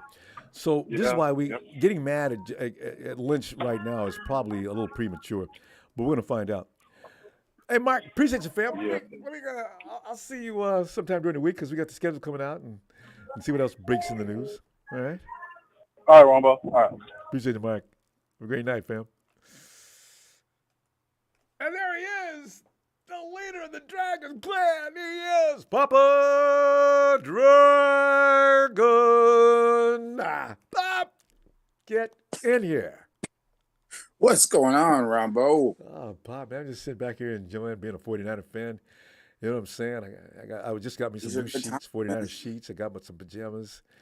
And, I've spray painted my wife in 49er colors. So it's a great world, TMI, Ronbo. My goodness, It's man, kinky. that's a whole new level of kink, man. You probably get back like she's a center. You calling audibles, 59 razor, and all that stuff. Come on running now. from the kitchen to dive. Hey, Pop, Let's talk this is contracts for a second. I want to talk yes. contracts for a second. Okay. Who's the highest paid quarterback in the league? In that the Ravens? Wait a minute. Oh, no, is it? Yeah, it is the Ravens, right? Okay. Or is it, yeah? Am I right on that? Who's got the biggest contract overall? Deshaun Watson? Who signed a $500 million contract, Ronbo? Oh, Patrick. Patrick Mahomes. Do you think he Yeah. deserved that money? Yes. Yes. So he signed a $500 million contract, right? And Lamar just signed a $250 million contract, and so did Jalen Hurts. Mm-hmm. I think ultimately the one thing we have to stop doing as fans is sit there and say we don't want to pay this much money to a quarterback. Let me explain why. In 3 years, Lamar Jackson's going to make over $150 million, right? Mm-hmm. The last 3 years, Mahomes has made a little over $60 million. It's all in how the contract is structured. Mm. The biggest deal is going to be your signing bonus and your guaranteed money, because guaranteed money has to go into an escrow account, which means the team has to have that kind of cash on hand. Mm. Right? Now, I've always said that the Yorks are frugal owners by evidence of their stadium, by evidence of how they pay their players. Like when Jimmy G was made highest paid quarterback in the league, that lasted a week. And then Aaron Rodgers was the highest paid quarterback. But then since then, Aaron Rodgers has negotiated his contract probably To 3 get or 4 even times. bigger. Yeah. Exactly. 3 or 4 times. Jimmy never negotiated his contract except to negotiate it down. Mm-hmm. Right? So the real issue that I believe that we ultimately have with this team that is definitely built to win, definitely built to last, we are returning 19 out of 22 starters. 19. Yes. In the free agent era, that is absolutely incredible, right? So we got to replace the right tackle. We got to replace a kicker. We got to replace a right end or left end, right? A defensive end, right? Mm-hmm. But have we adequately replaced the quarterback? Because technically we should be saying 18 out of 22, right? Because we have basically a quarterback that is, we technically have 2 rookie quarterbacks, right? We got Purdy, we got Lance. Mm-hmm. And of course we have Sammy. I see dead people. That guy. Pop, that's cold. I'm just The man's been saying, through man. traumatic experiences. I'm just saying. I'm just saying. He needs medication. So what we're basically saying here is 2 quarterbacks coming off injury, one quarterback that sees ghosts on his 3rd team, right? And somehow or other, we are still favored to be in a Super Bowl. And one of those reasons is what you have, the potential quarterback you have, right? And the potential quarterback that Vegas is looking at leading the Niners through the season. And I have this from somebody who works in Vegas. The expectations that Lance takes the wheel to the Super Bowl this year. That's what Vegas is thinking. They documented it. It's out there. You can read about it. It's out there. It's not, they're not really boasting it and things like that, but they're clearly saying he's the best one. Why? Because in Trey Lance's first game, he accounted for 83% of the offense in his first start against the hottest team in the NFL, right? And does Shanahan go for it on fourth down a lot? How many times have we cried about that? Well, that game where Trey Lance started, he went for fourth down 6 times. Made 2 of them out of 6, but he went for it 6 times. We've never seen that before. In fact, he went for it too many times. If he just kicked a field goal, they wouldn't have lost by 3 points. They probably could have won by 3 points if he takes some of those field goals. So that just goes to show you right there, again, more evidence of Kyle Shanahan having his McGlinchy moments, right? Where he just gets tossed out of the way, the headset flying and everything else. Until people understand that this man thinks that he's the quarterback of the team and that the quarterback doesn't matter. This is puppet. He's got the, he's working him. We're going to continue to do what we do, which is we're going to get hot, in October, end of October, November, December. We're going to get to the playoffs, but because of the brand of football we play, we're going to be beat up, right? Because he's so busy with his face in the playbook that he's not talking to the guys on the sideline. He's not looking at his team on the sideline. He's not seeing who feels good, who doesn't feel good. He's not communicating to the defense or the special teams. He's not doing any of that. His face is in the book like an offensive coordinator. So I have a solution. It'll never happen, but I do have a solution. I don't think that Kyle Shanahan can handle running a football team on game day and calling plays at the same time. So either he needs to have someone run the team and he calls the plays, or he needs to run the team and have an OC call the plays. He can design the plays. That's what Bill Walsh did. Bill Walsh didn't call plays on the sideline. He let Mike Shanahan do that. But he would be a big part of designing the plays. You see what I'm saying? Because I just don't I just don't see it happening. Now, again, we're talking about a level of frustration that's going to grow in the fan base over time. And I don't want to hear no more about people being mad at the Big Show because he says this or says that. It doesn't matter what Big Show says. It's his opinion. People shouldn't be mad at Big Show. They should be mad at Kyle Shanahan. He's the one that ran the kid in the dirt. And they are. He's the one that continues to flirt with quarterbacks when he has one. He's done it his entire time. When Jimmy was there, he's flirting with other quarterbacks. He's gonna I told everybody about that last year. Kyle's going to look for a quarterback every year, y'all. Get used to that. No, he ain't. We got a quarterback. Yeah. Okay, watch. No, get used to it. Yeah, exactly. Purdy, watch your back because it's already happening. It's already happening to the fact that he's going to back week 1 and his progress is great and we're going to move forward with him and blah blah blah. We all know. Anyone that watches football knows that he is not a franchise talent. I'm not saying he won't win games, he won't do awesome, but guess what? He's not going to sneak up on nobody this year. And just like Jimmy Garoppolo, who had 6-8 starts, got a big contract, and then hurt his ACL. No. Right? 6-8 starts with Brock Purdy. Oh, UCL. But right? But Pop, we got to go. But you know what the thing is? At least though, with this new kid, Brock, at least he's got all the weapons. When Jimmy came in, he didn't have. They were still building that team. So Brock may last a little longer and may go another level higher. We'll see about. Well, he's already a level higher. He's a level higher. When I say a level higher, I mean instead of just getting to the door and not coming in, now we're going to get through the door and get that championship.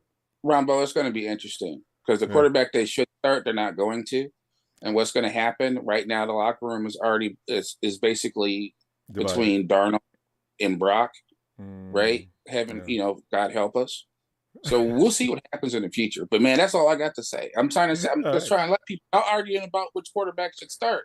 Y'all should be arguing about Shanahan because he's the quarterback of the 49ers. He really is, and he believes it too. Yeah, man, I always appreciate you. Always great stuff. That's right. And Rob, remember, throw the ball where coach tells you throw the ball. Yeah. You don't think for yourself on this team. It's my team. I don't care if you get a touchdown. Exactly. Throw that ball right. I told you. We're going to go over that next week. I'm telling you right now. Don't mess with me, Brock. Yep. All right. Shout out to the three to four Tony. Shout out to the Big Show. Shout out to production. Shout out to you, Rambo. Thanks for the platform, brother. Got you, It's so awesome. Put that gotta have you, Pop. You bring good stuff every day. Hey, give my best to the Dragon Clan, Mama, and Bam Boom. Y'all have a great night. Hey, you too, man. Thanks, man. Hey, Levi. We got Levi at work. What's up, Ron? Or Levi's What's up, a Ronbo? WWE wrestler. Hey, Levi, man, we're sitting there looking at the draft picks and trying to figure out where they're going to fit in. And, most people believe they're going to be, because this team is a little too good as it is, most of these guys are going to be red-shirted, practice squad, getting ready for the future. Sounds about right. Except But- the kicker, maybe. Well, no. I mean, you know what? I mean everybody but the kicker. Yeah, he's not. He starts. Maybe. Didn't we had another kicker we signed off the street? Don't they got to compete against each other? No, Zane what? Well, they wasn't really signed off the street. Zane has been traveled through the NFL though. Yeah, okay, maybe call it that. But yeah, Zane's coming in. Zane has injury problems, and he can be very inconsistent. And so we picked up Jake Moody. So. Yeah, I don't know what we love these injury-prone players. Yeah, I just if I could use these sound effects for a potato chip commercial, that sounds like a crunch. But Levi, what are you feeling on the players you got? Did you look at the draft picks yet and get a feel for what you think is going to happen? Well, the only pick that I paid attention to was the kicker. Like, I don't know much about the other players. So the kicker was the one that I thought that was going to be the most immediately impactful player. Everybody else is just going to be struggling to fill in the pieces of the players that's out. See, honestly, Levi, this is one of the reasons why I thought the 49ers would be doing a lot of drafting up or up to get rid of some of those picks. There's no point in bringing in an army of kids that have no chance to make the team. You're cheating them. They could have went somewhere and got a job. And with the 49er roster, they're just going to come in and get cut. Hopefully they get picked up kind of quickly. And we're going to fill up our practice squad, and that's the end of that. We're not doing them any favors doing that. Well, actually, I disagree, Ronbo. No, go ahead. Okay. You saying they're just picking up people and probably most of them will get cut. Yeah. Because they could have went to someone else. Yeah. Okay, the 49ers picked the third round and then, so it's not like you was going to be a first or second round pick or anything before where we were. That's what I wanted to do. I wanted to move up. If you don't like what's in the third round, go up to the second round then and see if there's something there. No, wait a minute, Ronbo. Yeah. Go ahead. I'm arguing against your logic that we somehow messed up these kids. Okay, well, yeah. We know what the first pick of the 49ers, any player we got that we don't end up keeping, they won't go no higher than when we took them. And they might have been even further down. That's a good point, because we'd be picking some So people, I don't think that we affected them at all. If anything, if we let them go, then they'll be free to go to wherever team they want instead of getting maybe picked up by a team that can't go nowhere. Get a little freedom. Like, people call you and you can go. If you're really that guy. It's a good point. So, Levi, you know what bothers me? Because I know Pete Carroll is sitting out in the parking lot in disguise of Santa Clara and waiting to see who's coming out. You know what I mean? I'm tired of looking at 49ers immediately going to Seattle after draft weeks, and especially the cut. I said, you know what? How is it that Pete has this big magnet to draw 49ers over to his place? I mean, hey, man. This is the way it is, Ronbo. The only thing you got to worry about is what we get. The people that's good enough to make our team. Well, yeah, you got a point there. Are you? I'm not going to cry if someone wants to pick up our scraps. If they're picking up one out of our scraps, if our scraps is their treasure, then just imagine how much better our treasure is. Well, then that's a good point there, too. I just don't want to benefit those people at all. I don't want anybody. Well, maybe the Cardinals. You know what, Levi? I don't have any hate for the Cardinals. They have my sympathy. But the Hawks and the Rams, I want to see them buried so deep that they can meet the devil himself. You know what I mean? Because I really, there's just something. Oh I think man. it's because of those Rams fans that keep coming to the channel talking their nonsense that makes you feel that way. No. You know, it's the fan Hello? bases. Yeah, I can hear you. Yeah, fan bases kind of make you dislike. Like, if we had more Cardinals fans coming talking nonsense, They you'd be like, never dang, did. I want to see them suffer too. That's true. That's They why never- I don't feel nothing for the Rams because, I mean, yeah, they got us one time.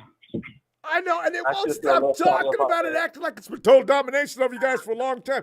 You guys are winning all the regular season games, but when it's time to win, who wins? Mother. You know, you guys, we had to beat you to get into the playoffs.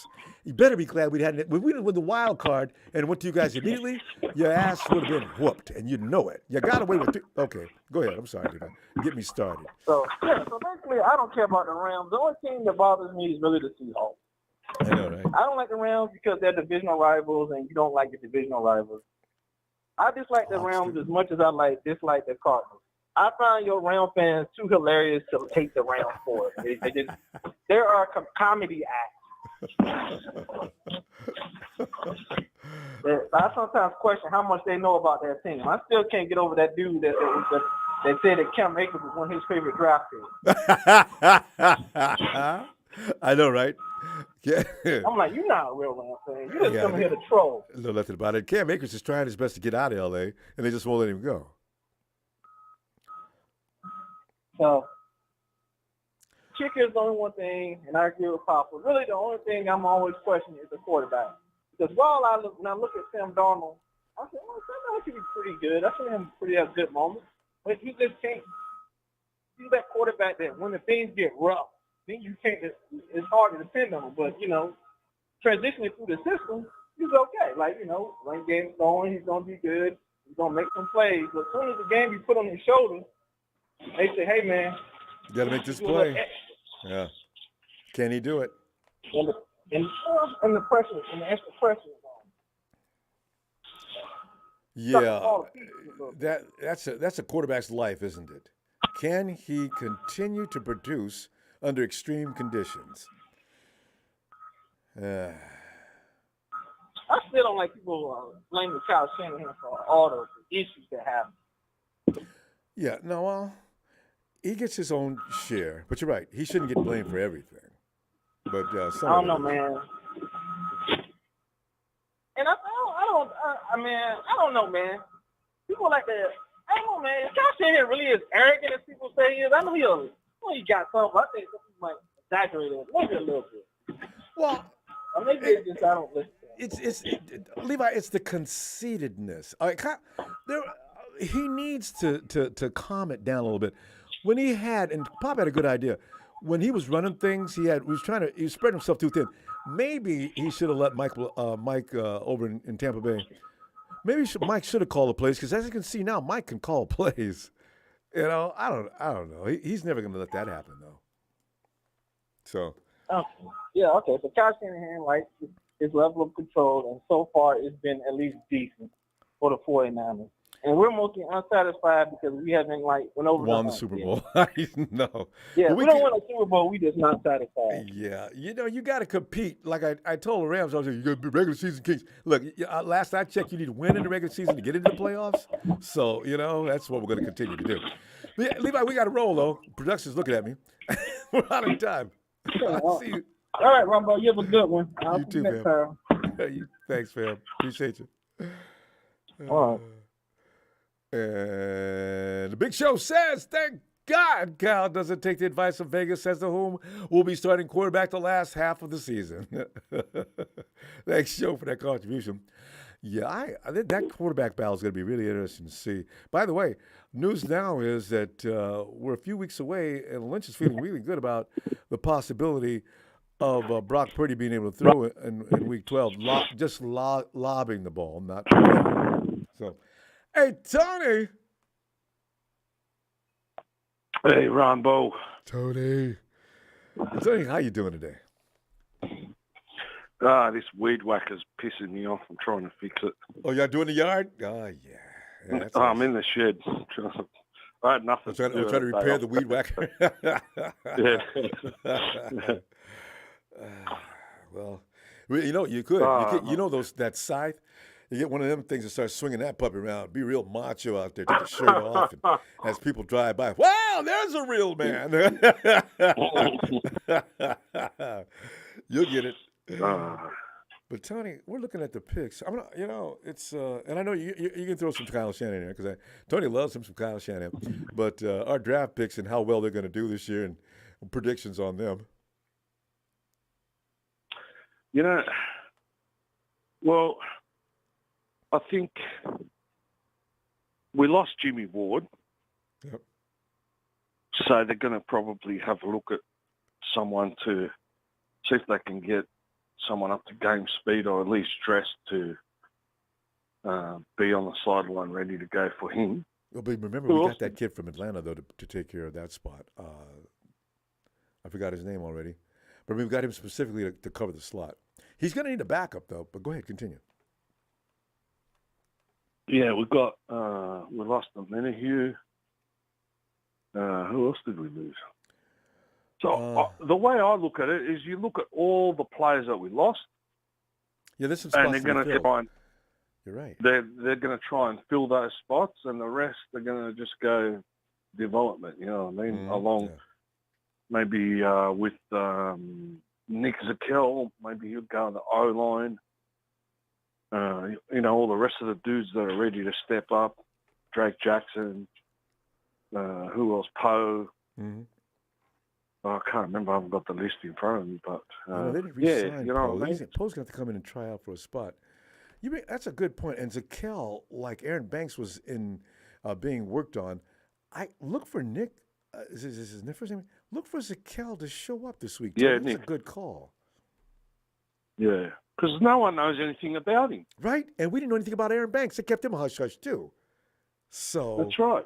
And they didn't keep him for nothing for a couple of years. You know what I mean? They're not just going to give him away.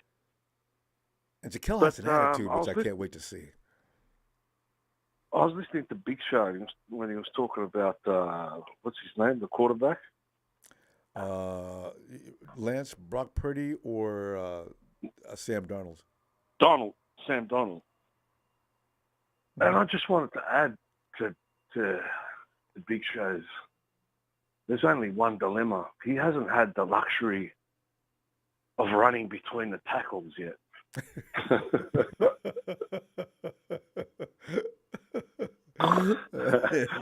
He needs to have that moment. It's exhilarating to get hit by a man that weighs near 300 pounds at high speed. I mean, that's intense. Well, I'm wondering whether Kyle's going to do that because, like everybody says, he's never ever really got a quarterback that he wanted. And, people say, he developed, what's his name, over in Atlanta. Matt Ryan? Matt Ryan? Bullshit. Matt Ryan was already a veteran when he got there, yeah. He was already a pro bowler. Yes. When he got there. So how the hell did he develop him? Kyle's he hasn't developed nobody. No. In fact, I don't think Kyle likes dealing with rookie quarterbacks, I'll be honest. So if his man crush was this guy, mate, Brock Purdy and Trey Lance might just get overlooked for the first couple of games this year. Tony, I agree. I've not been saying that, but Kyle's got his new toy. Now he's going to work with Trey, and Brock has already won that job. So PR pain if he doesn't put Brock in there as soon as Brock is able to play. But he likes Sam Darnold. Make no mistake. He always has. He said that years ago before Lance or Purdy even showed up on the scene. He liked him over Jimmy. Yeah, well, I don't know why, but we all know he's got that Gestapo type. He may as well just go and join the Bilderbergs or something like that. Hang out with them or BlackRock or those dudes that want to kill them, get rid of immigrants. But Sam Darnold, I want to see what he looks like. I can't wait to see what Trey looks like as well. if they made adjustments, because Trey's going to be fired up, Tony.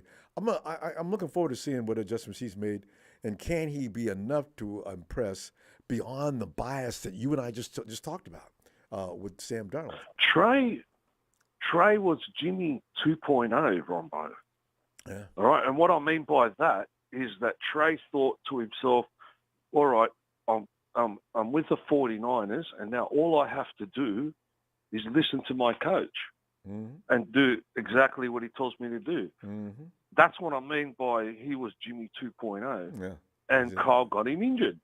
All right? Now, what I want Trey to do now is flip him the bird and go out there and do a tear Brock ass. Purdy. Yeah. Exactly. And I want to see Kyle at the press conference. Well, there was a few off-schedule plays there, but Kyle, we shouldn't have stop done it. it. We're working on it. One question I've been thinking about for a couple of days, Ronbo, and I wanted to ask you. This involves Kyle as well. Why do people watch the All 22? That's a coach's film, right? To see what the coach's film looks like and get a perspective. Okay, so you want to watch the All 22 from a bird's eye view, correct? Mm-hmm. After the game. Why the friggin' hell don't you get up in the box and watch it while the game's playing? All right. You can make adjustments on the fly. You've got communication devices there. Right? Sit up there, watch the play, communicate to your sideline, and call the play. If you're getting smashed on the right-hand side, you can do something about it. Not when they ask you at the press conference, "Oh, Carl, that play, blah, blah, blah," and you said, I didn't see the play. I didn't see it. Well, Kyle, Mate, damn that it. was a You should be there to tell him. Well, damn it, Kyle. Why don't you get your ass up in the booth? That was a turning point in the game. That's why we lost the game, and you didn't see the play? I think he lied. What kind of a coach are you, man? Whenever he says that, I think he lies. Kyle saw the play, but he Of doesn't course he want to have to lied. take any responsibility. If he did see the play, now the media's going to be all up, well, Kyle. And then he's going to have to deal with that. So Kyle pretends he didn't see things. I mean, no, I'm not knocking his thing, but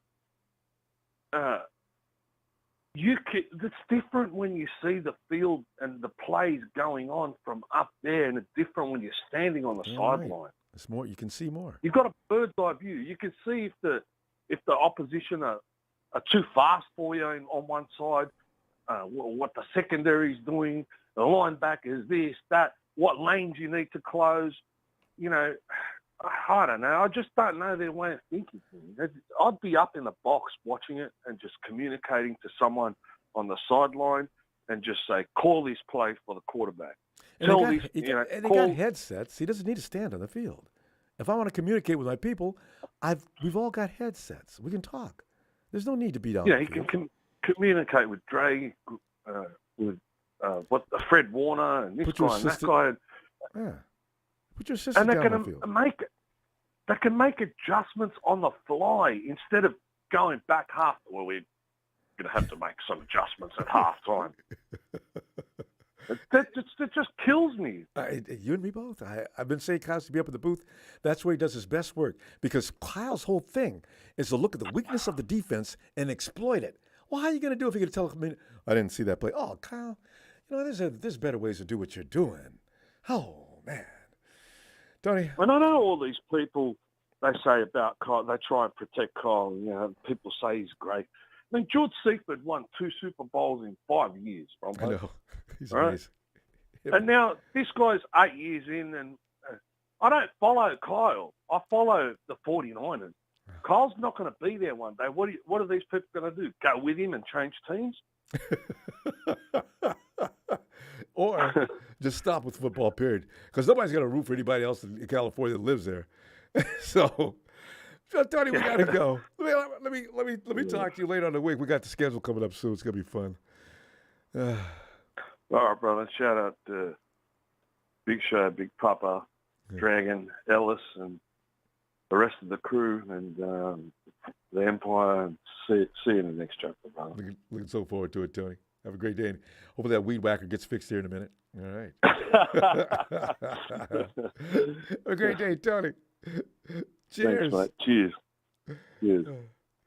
That's it. Hey, Jalen, come on in, Jalen. Jalen.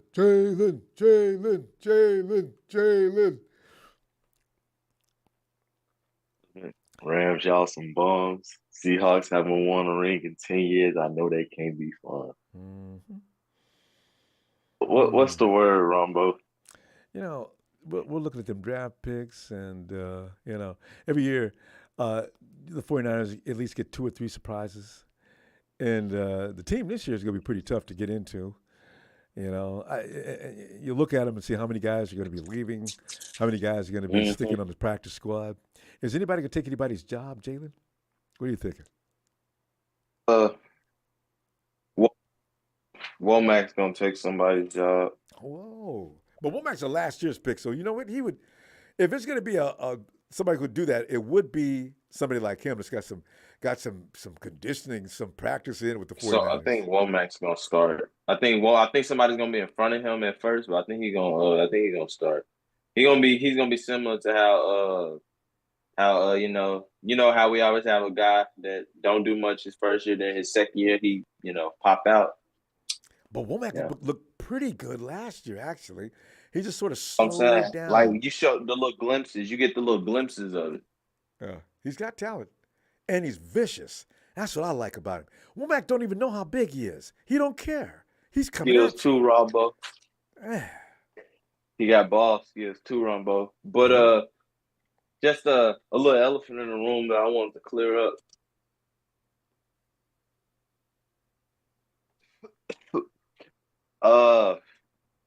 Ronbo, I've said this before. The 49ers are not just a top NFL team, Ronbo. This is a top. You can look this up. This is facts.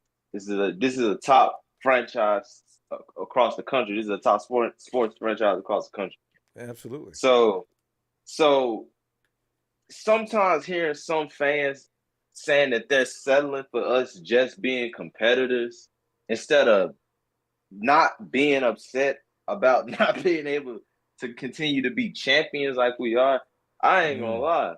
It's almost like uncultured, like Ronbo, because we don't hire coaches to come in to create a winning culture to keep fans in the seats like the Lions and Jets, Ronbo. Nobody's about to praise Ronbo. Let's be real. Nobody's gonna praise us if we go 15-1 or 17-0. They'd be like, man, that's the 49ers. They've done that before. They're supposed to do that, right? If the Jets do that, if the Jets do it, or the Lions, that's an accolade for them, Ronbo. Sure it is. We can't. Our franchise has already done all these season accolades, Ronbo. I get so upset because I'm like, man, we've already done all these season accolades. We know we can compete. I'm worried about talking bad about us if we do have to rebuild, Ronbo. If you're not the Steelers, Patriots, or Chiefs, you can't say anything because nobody else really won a ring these last 20 years. If you have, it was your first one ever in 100 seasons of the NFL. So I mean, Ronbo, are the Bills gonna talk bad to us if we rebuilding? Are the Chargers? Are any of these top teams gonna be worried about us if we rebuilding? No, you know why? Because they got respect for us. They know what we finna be. They know 2 years. They know 2 years after that rebuild, we coming back for that ass. They know what's up, so they keep their mouth shut. But you can talk bad about teams like the Jets and Lions because you know damn well like they a 1 year wonder.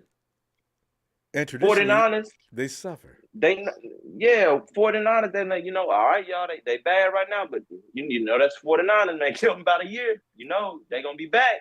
Yeah. You don't want to see them when they get back. So I mean, Ronbo, I don't like how some of these fans are saying that they just be cool keeping Kyle Shanahan because he can keep us competitive. Ronbo, if we just want to stay competitive, we could have kept Jimmy Garoppolo. Honestly, is that not what he did? Well, now the thing is that not what he did, Ronbo? Well, he definitely did. But the thing is, also your philosophy goes even deeper. You don't be paying people just because they're a quarterback. This is the 49ers. That's their new way of. Well, it's not a new way, but that's their way of doing things. You keep that quarterback price down, and you keep everybody else around him the price up, you know? We didn't trade up to number 3 to replace Jimmy Garoppolo. We traded up to upgrade from him. A replacement would have been somebody like Kirk Cousins or Carson Wentz or, like a game manager, Ronbo. Somebody's already been out there. Yeah. We wanted to upgrade. We wanted a guy that can go off script. We basically traded up for something a tier higher for elite. You know what I'm saying? Yeah. And it ain't looking like that's what it is. But you know what? We got it at Brock Purdy because we looked up. I see that's going to be the biggest phenomenon, because if Brock comes in next year, I don't know, Rombo. Well, That boy came in and he looked like that was too natural, Rombo. Something Well, like he came in and he hit the ground running. But I'm saying a 7th round pick, you didn't even play in you didn't play in preseason games. Well, you did, but you didn't participate with the team from the beginning of the season until week what? And you came in there and you looked like that. This is why when people talk about Brock Purdy as not being all that or not the franchise, I don't say nothing. Because you know what?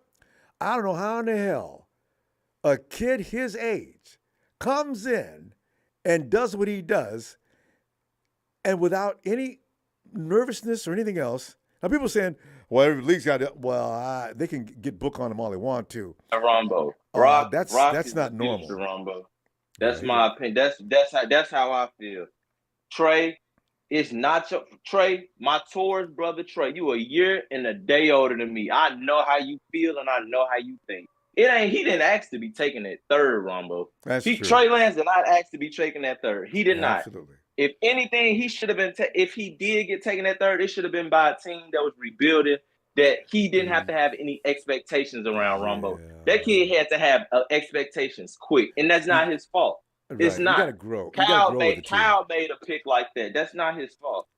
But but again, Brock, Jen, that goes back to what I was saying with the philosophy the 49ers have as far as that quarterback goes.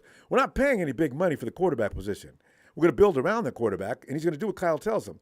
So enter poor Trey Lance into a situation, just like you said, Trey should have been with a team that we grow together with, not take over a Super Bowl ready team and be expected not to lose cool or make any mistakes. I say it all the time. That's too much. I say it all the time, damn it. Man, if we had Justin Fields, Rombo, could you imagine him and McCaffrey and Debo just the fear of the run, like the fear of McCaffrey and Fields in the backfield?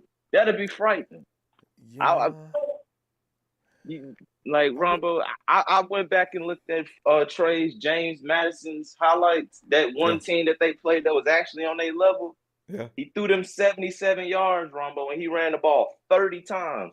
Running the ball 30 times in the NFL is gonna have your knees busted up, my brother. I'm sorry. I in the beginning I didn't say anything about that. I saw Trey doing all that running, and I was concerned about that. I said, he's not passing the ball a lot. He didn't slide. Yeah, he never did slide, and he didn't slide in the NFL either. No, why his coaches didn't teach him better, in college is another weird thing. Because he was big as hell and he could run everybody over easily, Rombo. I mean, when he's 6'4" and everybody else is 5'7", he can just run by you. Let's not forget who he was playing against. He wouldn't have been doing that if he was playing at Florida or Ohio State. Well, see, now look, hurt. Tell me we got to go to Feb. Let me see you later on in the week when we laugh at the schedule. All right? Man, Rombo, it don't matter who we got at quarterback because at the end of the day, we still the kings of the West. Kyler need a 2-year rest. And Gene D, Rudy, Marketing Pro, and all those sorry Rams fans can keep on crying because the 49ers going to be the best. Don't forget, y'all, the Raiders lost to Nick Mullins on national TV. This just wasn't a game that you could catch if you were just in the area. No. It was prime time, baby. Sorry about that, OG. I ain't mean to cut you off. Let these Raiders fans know that they sorry as hell. Jalen, have a great night, fam. I'll see you later on in the week. Here comes my dude, Charles. What's going on, Ronbo? Charles, we're making predictions and looking at what we got here, since the time has come when these kids must make their move on a position to be with the San Francisco 49ers. What are the Yo, chances? Ronbo. Yes. Hello?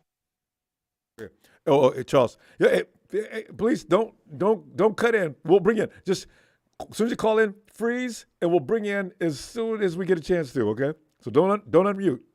Hey, go ahead, Charles. All right. Well, it's good to hear. It's good to hear your voice tonight. Well, thanks, Charles. Same here. I love it. I Oh, but did I mention Demo? Okay, go ahead.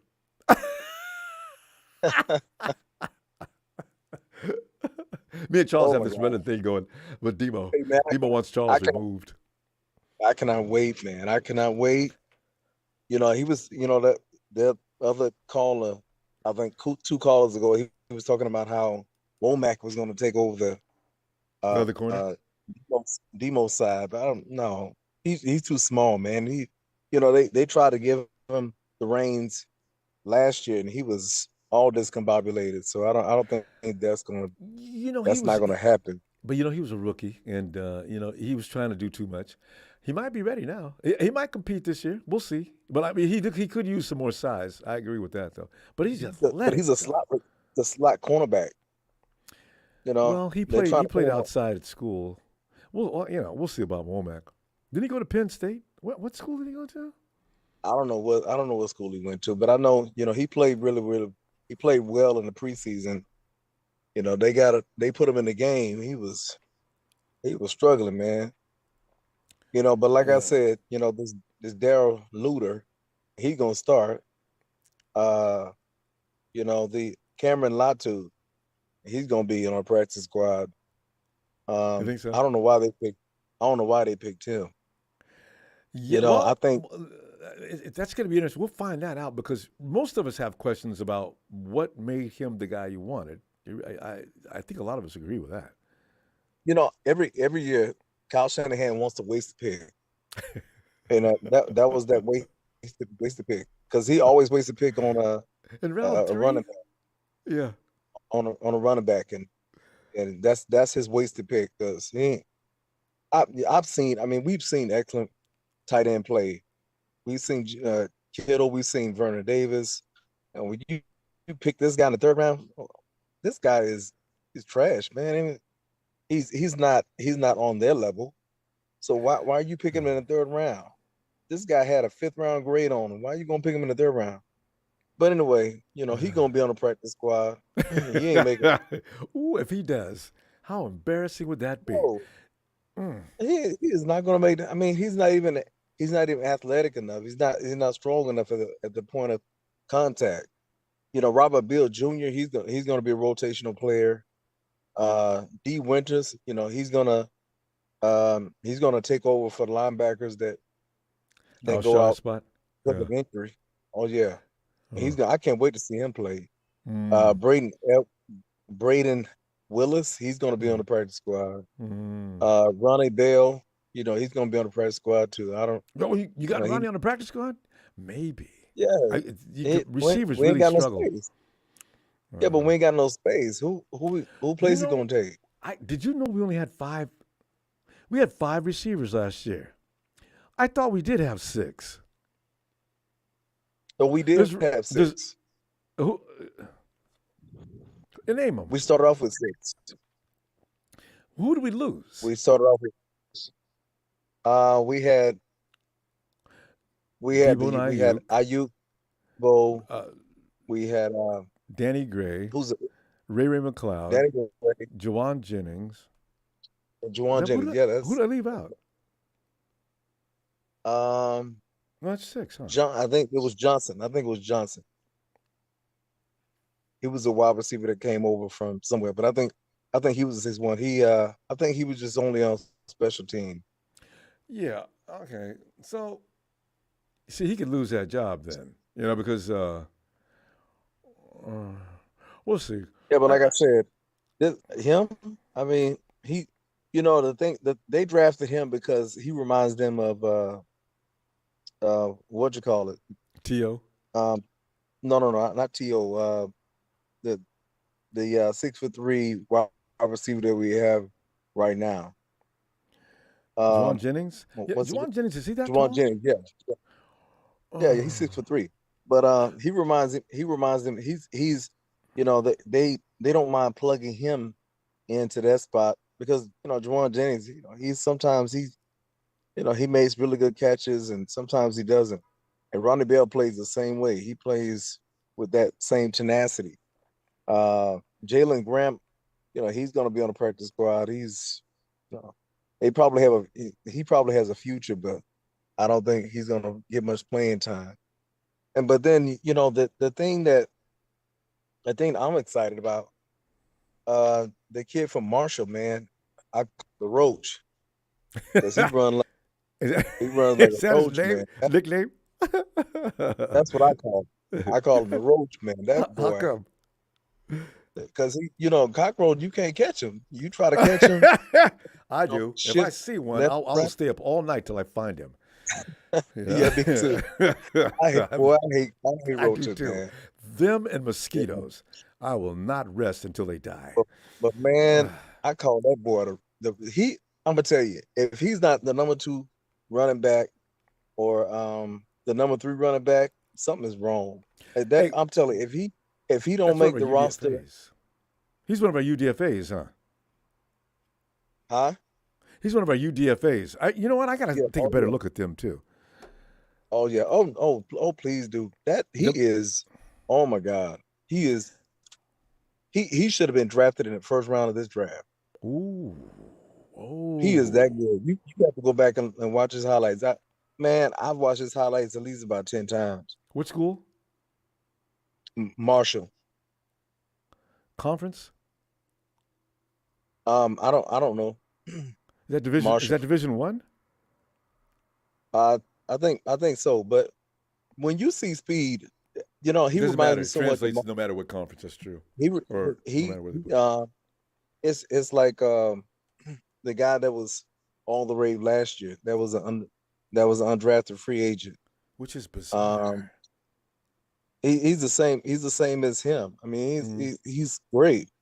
So Well, when Bobby Turner gets I'm through with telling him, he'll be even better. yeah. Oh yeah. But Charles, Demo said to say hi, and we got to go. All right. I'll see you. Hey, Charles, I'm gonna see you later on in the week because the schedule's coming out, and we can mark things on the calendar as to when we know. So when you gonna broadcast next? I'm thinking it'll probably be either Wednesday or Thursday or both. Well, I'll see if anything develops between now and then that we can talk about. Okay, all right. All right, fam. All right, well, I'll be back. Looking forward to it. All right, Charles. All right. Have a good night. You too, fam. Night. Here goes Charles, Demo's biggest fan. Ellis.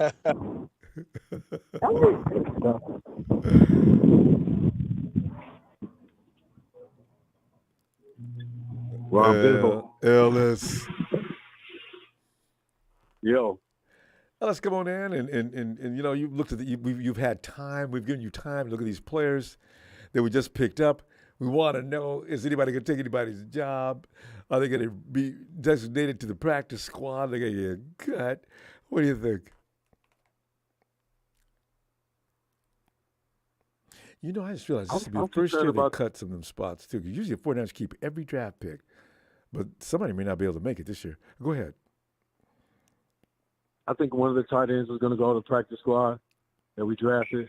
Mm-hmm. Braden Willis or Latu? That's got to be Braden Willis. Maybe Latu. Yeah, but I heard good things about Braden Willis, so I'm kind of Latu. He reminds me of like a Jordan Matthews. Mm-hmm. But anyway, that's not here nor there. Maybe it's just a.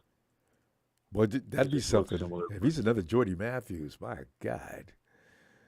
Yeah, young version. Yeah, that'd be nice. But I heard he could get moved to like a fullback because we only got Juice, so we got to start getting somebody into that fullback position. But he's so big, and we've seen two. Kyle keeps cutting them. Yeah. I don't know, but concerns with the linebacker room and the wide receiver room. who's gone and who's going to stay. We got Conley. We got Conley. I mean, there's like hella guys that I forgot we even had. You know, we still got Tay Martin. I'm here. Yeah, and a linebacking crew. You know, what's going to happen with Flanagan? Yeah. Because McCrary is really good. McCrary. That's 3. We just drafted 2 guys. Yeah, and 5. we got Dre and we got Fred. 7. That's a lot. That's a lot. Oh, yeah. Somebody's going to get beat out. Or if they can't challenge, because they're being given the challenge now. If they can't cut it, practice squad or thanks for trying and good luck to you. Yeah, I mean, I just want us to make sure that, well, because we got Orenbergs. You mentioned McCreary already. I forgot. Yeah. But that's what I'm saying. So it's gonna. And you picked up remember 2 more. The year before, the last draft of the year before, we had got some guys that we drafted, one from Kansas State and another guy, and those guys ended up getting cut and got picked up right away. You know, those were some good picks. And the 49ers traded one to Denver. I don't know what happened to him though. Since then. Yeah, that was man. I had high hopes for him. That was damn, I forget his name right now, but I know exactly who you're talking about. Yeah. And we got him undrafted, and he played great for the Broncos. And I couldn't understand why the 49ers wanted to do that. Who'd we have then? He did so good in the preseason. That was dumb as hell. Right. I don't know. He was playing good as hell in the preseason. I thought that he had boy it made. was balling. He was doing great. He didn't play at all the first season, and then he came out the next year and was just playing hella good in the in the preseason. And I think that was the season that we practiced with Denver in the off season. We had that that little whatever. So I think so I think that's probably why they ended up getting the ice for him. And they talked about it during that session. You're right. You guys want him? Yeah. Are you offering him? What are you going to give me in return? Okay. We'll make that deal a little later. Somebody remembers his name. I liked him a lot, man. He was tall, he was strong. He came and, he was doing his thing. But and we got that unsigned guy from Purdue, and we got that other guy from TCU that everybody was talking about that we actually drafted. So I'm thinking the guy from Purdue, they said the guy from Purdue is like a Dre Greenlaw, but small, quick. I mean, shit. Yeah. Yeah. But Dre's he's a headhunter. You know what I'm saying? He's a hitter. This is a seek and destroy player too. That's why he's mentioned in the same breath with Dre. Yeah. So I mean, those are the 2 rooms that I'm most concerned about. Guys getting cut, and maybe not making it. The tight end room, I really could care less. I actually like Ross, and we just re-signed him and gave him a nice little contract. I mean, a little something to keep him. I just wouldn't see them signing him, trying to retain him, and then cutting him. So it's going to kind of be a little shaky on what we end up doing, even with the tight end room. Of course, George is a guarantee. I think one of the rookies is going to end up being more of a part. Because, see, Charlie Warner's good, and he blocks, but he didn't get enough passing opportunities, and he dropped a few times during the season, and I think he just didn't capitalize on the opportunities when he did get the ball. But I still like Charlie. But between him and Ross, one of them is going to get cut. And then we're going to probably get one of the rookies to be like underlings to George and Ross. And hopefully can come in and,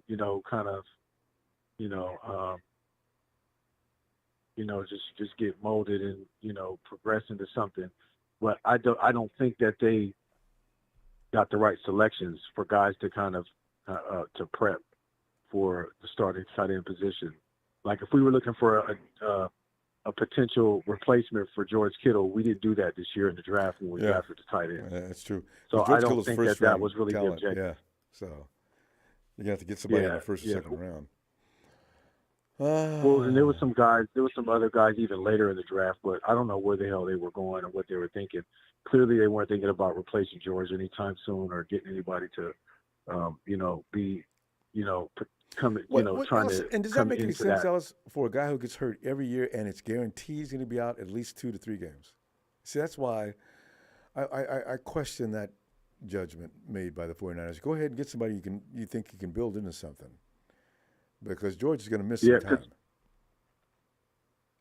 Yeah, and being in the room, getting a guy that could come in and be in the room with George Kittle, watch him, let some of that, be a pro. some of that veteran greatness, seeing it live and practicing with the guy and letting the guy get some of that, sniff some of that is a lot better than trying to mold a guy like without having a George Kittle on the team. Like, you need to get somebody that can be an underling to him now so that they can get around him, see what it's like. They a lot of guys watch him and stuff in college, but being on a team with him and playing with him for a season, even if you don't really get that much burn, it's still a lot better than coming onto a team without a George Kittle and then hoping and praying, crossing our fingers and toes that he's going to be anything like a George Kittle. It just would have made more sense for us to draft someone, but maybe they plan on keeping George throughout his entire contract. Oh no, that's fine with me. I know when people keep talking about George Kittle now. I mean, Grant put that out there, said George would not survive his entire contract. I said, why? There's no reason for that. George is the face of the damn team unless he does something really strange. George Kittle will be with the 49ers until his contract expires. Now, the problem is, how much is he going to want next time? Uh-oh. Yeah. Well, he's going to go for it again one more time, I think. If he doesn't with us, he'll go somewhere else, and then he'll be a wrestler, and he'll do something else. He's got. George is going to do some other things outside of football. Yeah, he's marketed himself and put himself in a position where he could be successful in the booth. Just as successful outside of football. So George is. He's a personality now. Well, Alice, but odd man out. Lastly, I would say Ambry Thomas is on the chopping block. Yep. For sure. I know we've already talked about that. That was the first person that came to mind. Between Charlie Warner and Ross Dwelly, one of them is probably not going to make the team. It's probably going to be Charlie Warner because these young athletic guys that they just got, they can probably get a little bit more out of him. I mean, out of those two than they would, a Charlie Warner. Nothing against him. We're not going to have 4 or 5 tight ends. It's just not going to happen. We won't have 5 tight ends. We'll have 3, and then maybe 1 on the practice squad. But Kyle might start doing something different, where he might start using more 2 tight end sets, and doing some different things, which would really be nice if he spiced it up a little bit and started giving some different looks. Yeah. All right, fam. So that's Great all observations. I got, All right. And shout out to that appreciate squad. You. Thank you. Hey, appreciate you, Ellis. You know this. I'll see you later on in the week. We'll have a time on the schedule. There you go. Yes, sir. Yes, sir. Let's man. Let's get the Eagles in early, man. I'm hoping we get that in before week 5. Or no later than week 5. And just enough to get warmed up and ready to shout roll. Out to exactly. Tony. All right. Yeah. Shout out to Tony, man. Both the Tonys, and he shouted me out earlier, man. Shout out to you, fam. And shout out all the faithful, man. And shout out Tony Wright, too, man, our fellow Falcon Regiment. Yeah, he is. Cool as can be. All right. Yes, sir. All right, Ellis. Hit that like, subscribe, man. You know where you at. Like the sheep. Thanks, man. I'll have to go check this movie out. All right. And good night, squad. Peace, man. Night, Ellis. Yes, sir. Thanks. And Aaron Code is 321. Hello.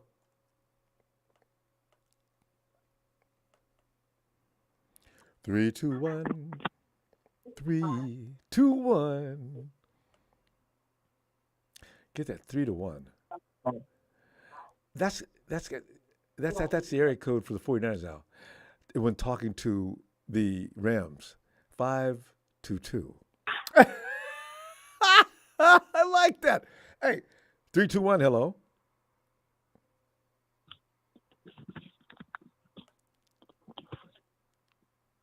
Hello. Hello. Yeah. And what is your name, please? Name. Wait, say it again. Hello, I'm Santana. Santana. Yeah, Santana. I gave that prediction, Mr. Rambo. Man, I'm coming live way from Kissimmee, Florida, sir. Hey, so good to hear from you. From the last Yeah, from Alaska to Nebraska, from the Big Apple to the Pineapple, from Pensacola to Minnesota. I'm red and gold till I'm dead and cold. Santana, you've been around. I love it. Yeah. But I'm gonna tell you what I love the most, Jack. I love that little Jake Moody, man. I'm gonna tell you the truth, Jack. Our kicker, man. We drafted a good kicker. See, nobody never get afraid to the kicker, Jack. And never give him enough love, do they? Why do you like him so much, though? They don't never get much love, man. Robbie Gold, he can sit on back, man. He can rest his nerve, man. He don't have to worry about nothing. Because when things get hard and get a little rough around the edges, Jake Moody going to come through. Mark my word. When Robbie Gold retire, Jake Moody, he going to come through big for us. We're going to come have to. Through big. Because Robbie won't be putting on the red and gold this year, fam. Yeah. So Jake is our guy. I like the moves we had made, sir. I ain't gonna lie. They kind of up and down, you know. But this what they got to understand about the 49ers. Like we're a franchise that expect, like our expectations are to win, and we come from a winning program and winning organization. So what brother was saying a couple calls back, I really understand when he was saying, like, nobody is surprised, Mr. Ronbo, when the 49ers go 16-2, or you know what I'm saying? They're not, you know, that's because normal. We hold that. Yeah, it's normal. Yeah, we don't win conference championships. We win titles. Yes, sir, baby. We're trying to get that 6-pack, Jack. We're gonna have that 6-pack. We get Stone Cold Steve Austin, a couple of them, Jack. There you go. Anything less is a failure, and it is. But you know, it could be rough trying to get that Super Bowl ring. Otherwise, everybody would have. It's in the yard and it's rough around the edges. Actually, I had my best friend. He played for the Kansas City Chiefs, and Larry Johnson. All right. Yes, sir. Yeah, his name was Bobby Scipio. They did Hard Knock Life on him and Dwayne Bowe. They end up being first cousins. I mean, they end up being distant cousins when they did the. Yeah, but they've been shocked when they found that out. Yeah, but he used to see me, and I used to see him, you know, being with him and being around all them great players like that. You know, like the camaraderie. In that locker room, it's very, very. It's a competitive spirit, Mr. Rumble. It is. It really is. Like, I know we fans of the game and we love the game, but to actually be in that locker room and get to be blessed like that and to be around them, they're really competitive. So what they really do in that locker room, it's a dog eat dog world. So when you strap up that chin strap and you put that logo on, that San Francisco 49er logo, you can't be slacking in that room, sir. You got to have that mentality. And I think what the front office did, especially John Lynch. Look at John Lynch. So he come from the Tampa Bay Buccaneers. He come from down here where we from. You know what I'm saying? You know, his team, it was nothing but dog-eat-dog team. Them all were dogs across that board. So we keep that going. And I think, like, the moves we making and we done made, they just got to show themselves. Because we didn't pick those people for nothing, sir. The people there for a reason, sir. Fully agree. They really is, sir. There had to be something good about you. Yeah, you know, that's a great point. There had to be something special about you to be brought into the 49ers camp. Because otherwise, you would have got overlooked. Exactly, sir. Without no Steve, without Steve Young and without Joe Montana, wouldn't have been no Steve Young. To pass another torch. Good point. You might not almost, and Bill Walsh, the legend. He changed the NFL like nobody else has. And that Kyle and that John Lynch, it go together like Coke and oil, baby. It really do, baby. It's like that Coke and oil. They go together like Coke and oil, baby. They really, I'm so proud of them, man. When I see them on TV, sir, like tears come out my eyes when I be seeing these boys. You know, we got over 1,000 chapters in the world. You know, they talk about them, excuse my Frank, them sorry-ass Dallas Cowboys, but no, we America's team, Jack. They just don't want to admit that, baby. And people don't even talk about it anymore. Only Dallas Cowboys fans keep mentioning that. You never hear me talk about America's team being represented by Dallas. I've never. The first time I heard that, it made me mad. How the hell they get that? Why? So every time Stephen A. Smith be putting them Dallas Cowboy pictures on them little free thing, I die laughing, sir. I die laughing. That is funny, ain't it? I love it. Oh my God. They're holding themselves up, crying. That's pretty pathetic. Cowboys, y'all need to stay home and watch the game if you go do all that. The cameras are out here. Everybody's watching. Have some shame. Man, I've been trying so hard to get on this thing. I've been down with you, man. I've been down with you for so long, man. I've been trying to just to hear your voice. I be seeing you. I be on my TV and my phones, and you be going live. But to actually talk to you, man, it's been a blessing, man. Well, it's my pleasure, fam. I appreciate that. I swear to God, we not gonna stop, sir. D-Boy and all them boys. Just like D-Boy say the other day, Jack, we got something for them Eagles. Don't worry about it. Cause hey, 49er fan, that number 5, oh baby, he back. Don't worry about it. Don't worry about it. That number 5 baby. In that 13 too. Don't forget that, Jack. Don't forget that, Jack. That 13. You know how inspired the 49ers going to be to play the Eagles? We're going to find out this week, or next week, I should say, on the schedule as to when do we get to play the Eagles. I just hope it ain't week 1. I don't want week 1. Week 4 or 5, let everybody get up to speed, get sharp, get ready. Mr. Rumble, not to cut y'all, when do our schedule come in? Right? Coming up Thursday. Coming up Thursday? Mm-hmm. So they're gonna. I'm assuming they're gonna show it live on ESPN or something. They're gonna do all the schedule. Or we can just go online. Well, individually, everybody's gonna be doing their schedule. I don't know if ESPN's probably gonna do it. They're gonna look at the marquee matchups of the year, most likely. If the Green Bay Packers have to play the Jets or something like that, if we have to play the Eagles, and we do, all those games that are gonna draw like crazy. The Kansas City Chiefs versus the Eagles. Any potential rematch. The Rams and 49ers will probably not be televised this year, as that will be a mismatch. So they won't be bothering everybody with that. But maybe the Hawks. I see you on that part.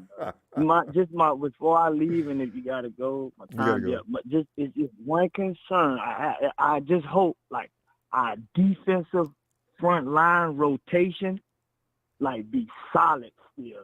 Oh, they will. You understand?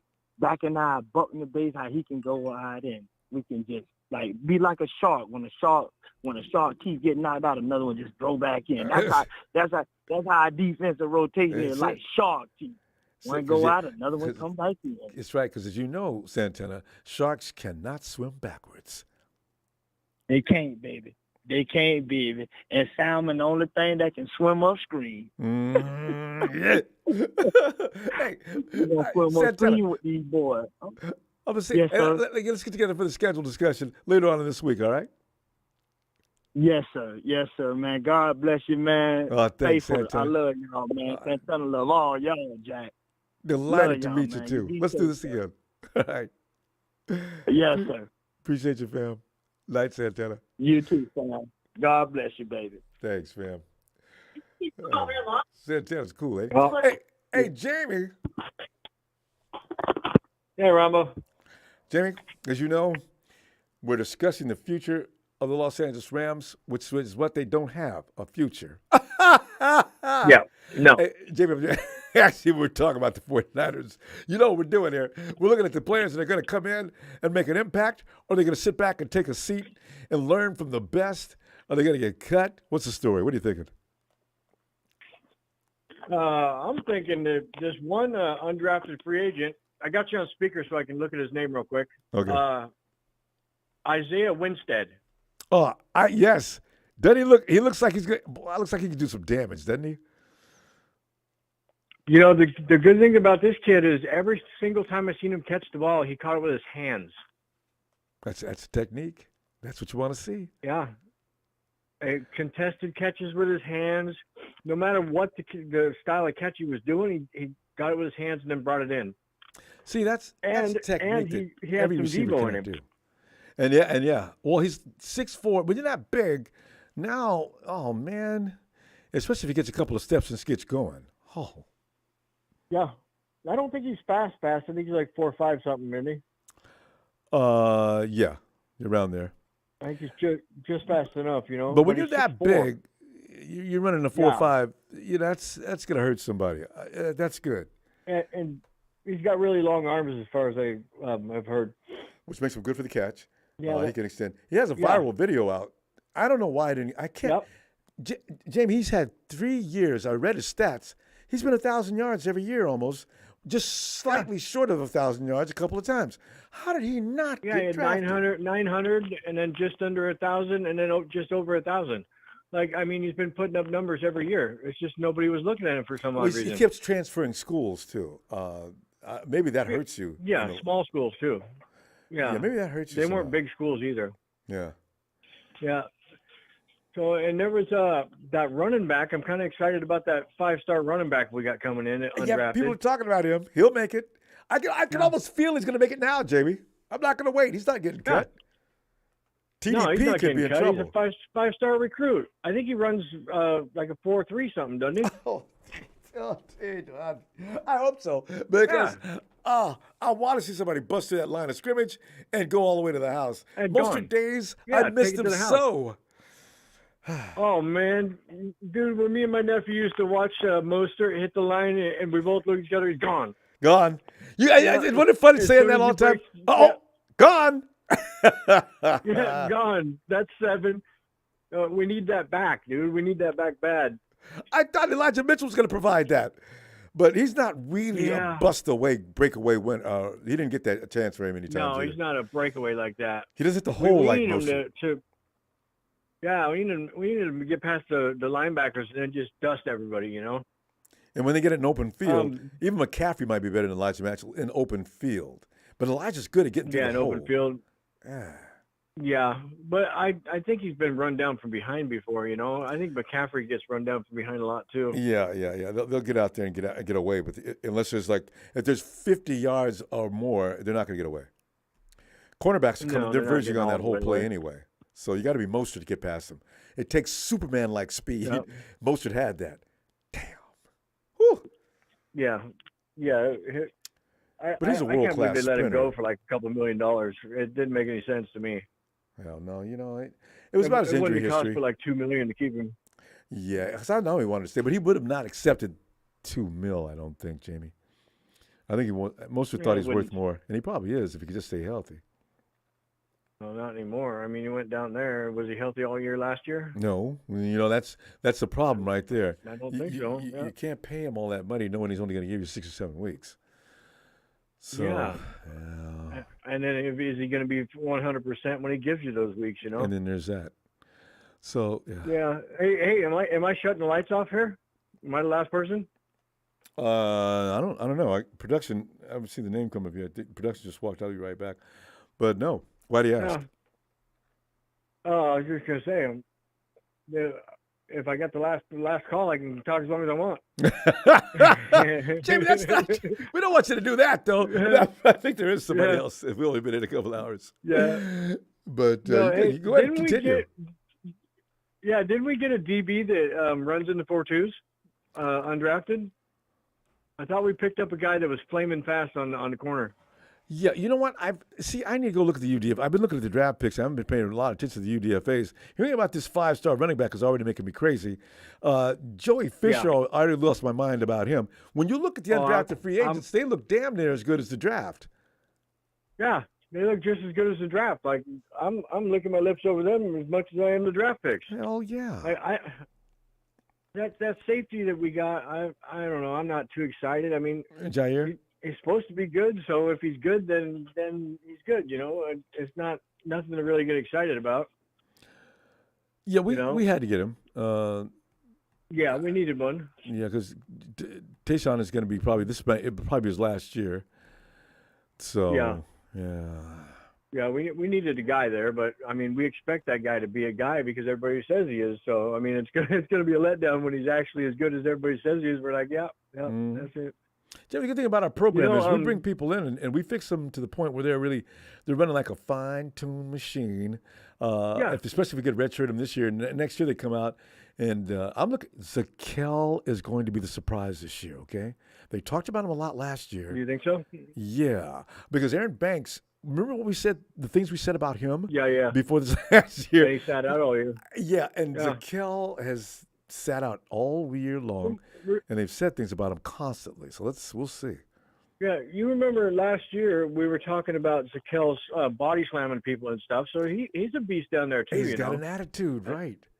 And he's mean, just like this other guy that we just got this year. But who knows if he's going to see the field this year? I guarantee you he's going to. The new guy, the UDFA we got. Oh, Joey. That guy put up.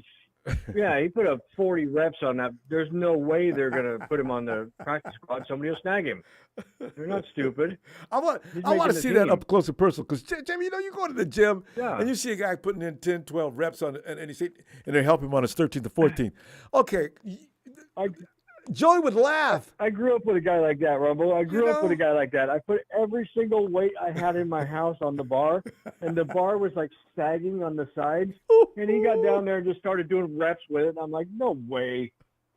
And he was a big-bodied kid, and I played baseball with him. I didn't think he was that freaking strong. Like he put it down, and the bars went. Whoop, whoop, I know. They built bars now that they don't do that much, but I remember those days. And guys doing squats, right? That bar, it looks like it has bent all the way. It's wrapped around the dude's waist, hitting him in the shoulders, and he's going down for reps. Wrapped all around his neck. Dude, close the doors, guys. That's crazy. Hey, I remember which wide receiver you guys were talking about earlier. It was that old guy that was supposed to be fast that we brought from another team. What was his name? Remember, from Atlanta? Lance threw him remember Purdy threw him a pass to the end zone and he dropped it in the preseason? Willie Snead. You know what? They signed Willie again. That's who it was. That's Willie Snead. Yeah, and now they re-signed him again after signing him last year, paying him all that money, and never playing him. I was so pissed off when he missed that wide open, nobody standing around him. Nobody! Willie! What the? No. Yeah. Okay. Jay, we got to go, though. That's what I'm saying. That's who we forgot, or you guys forgot. Well, I forgot him on purpose. But Jamie, back looking for you later on this week. Good to hear from you because it's Jay we talk about. Season's almost getting started. All right. Yeah. I'll check back in later, Rumble. Looking forward to it, Jamie. I'll see you on Twitter in the meantime. All right, fam. Yeah. All right. See you then. Bye, Jamie. Hey, Bethel.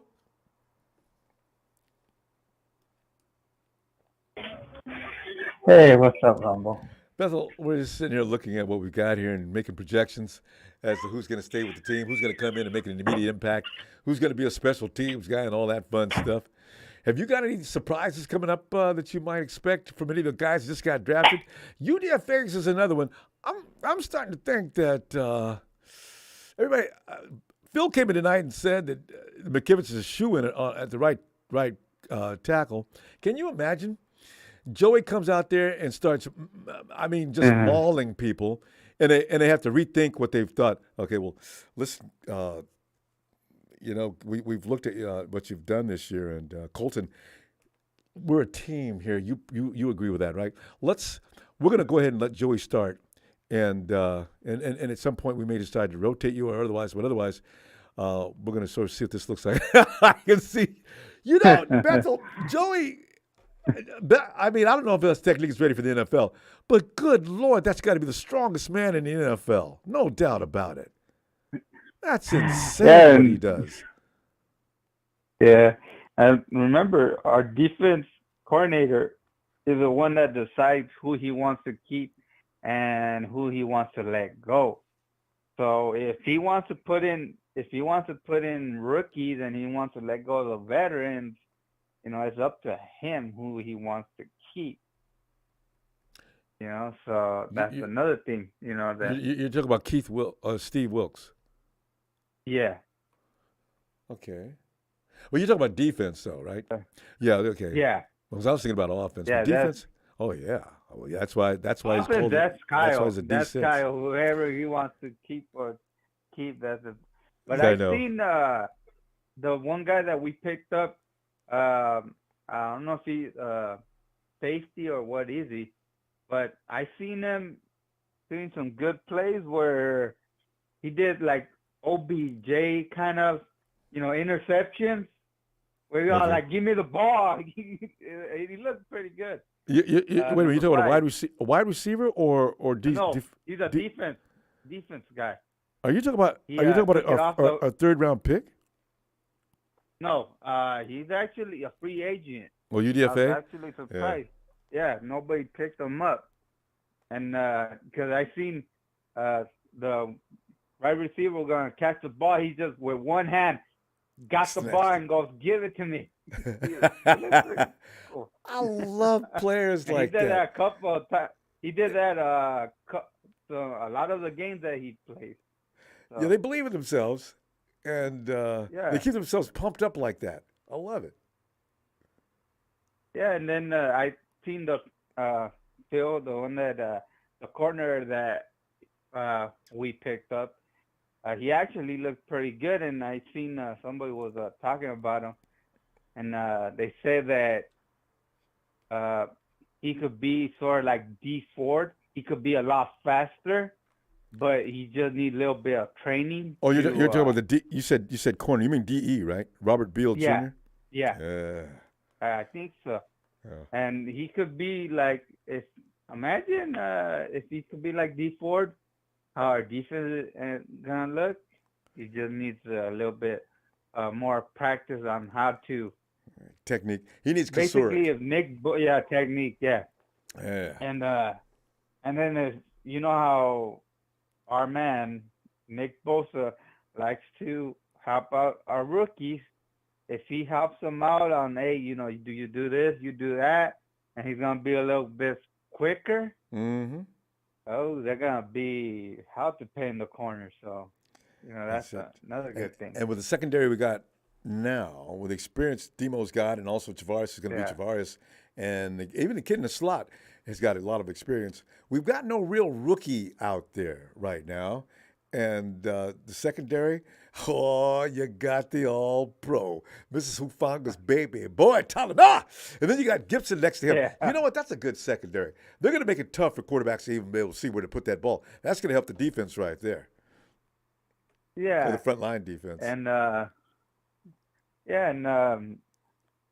was actually, I seen somebody put out a chart on, I don't know if it was accurate or but they put out who we're gonna play. But I go, how if they haven't came out? How do I don't know? But we know who the opponent's gonna be. Their assessment. Yeah, I think we know who the opponent's gonna be. We just don't know when we're gonna play them. They put, I think, week 1 supposedly we're gonna play the Eagles. And And then they put I don't know what. That's what I'm saying. That's how the guy. I seen the chart of the guy had it, but I don't think it's gonna be like that though. Maybe because they want to start the season off with a bang. Remember last year when they started the Rams off with the Buffalo Bills, their week 1, and the Bills commenced to mopping the floor with them right off from the beginning of the game. I didn't see that coming. I thought they were going to play better than that. I mean, the Bills they just beat them up. So, at week 2 or 3, at earliest, so I'd like to play the Eagles, not 1. If anything, I'd like to play the Rams in week 1. And I think they had week 12. I think they had that's our bye week. But I don't know. Week 1 is a bye week? What? No, week 12. Oh, week 12. Oh, week 12. Yeah, that's how they had it. That's too late. Well, I guess we got away last year with having with a perfect bye week. Middle of the season. Actually, it was. So, yeah. But, yeah, and then I don't know if you I've seen that, Eagles fans, they're saying, why, our players are talking, Oh, Oh, the ones pissing Debo off. Yeah. Yeah. I'm all like, don't they think about why Debo hates the fans, their fan base, and why they hate him? Because I actually watched a video, a lot of Eagles fans flipping our 49ers players off. Like, no, Eagles fans are rowdy. Yeah, I'm not surprised. Eagles fans, that's why.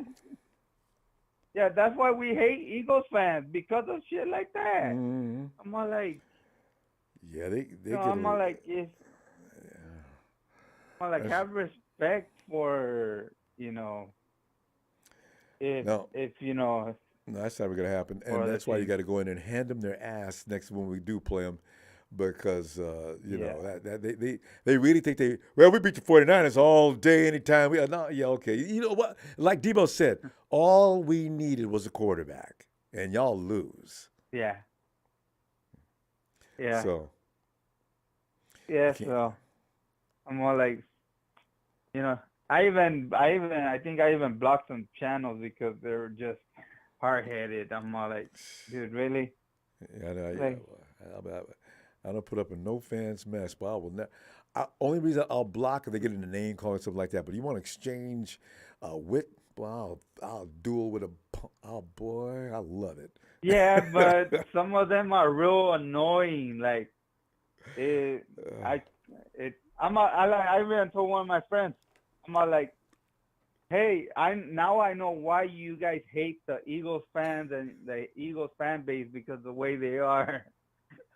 I'm like, they're more annoying than the Raider fans. I know. We all agree on the Raider fans, boy. I have some silly. God. Anyway, Beth, we gotta go. I'll look for you toward the middle of the week, maybe Wednesday and Thursday. We'll see, because the schedule comes out on Thursday. Yeah. All right. Hit the like. Even you haters, hit the like. All right. Let's go now. They need to. We provide them a place to hang out. Yeah. They don't have one of their own. Yep. Yeah. Bethel, have a good night.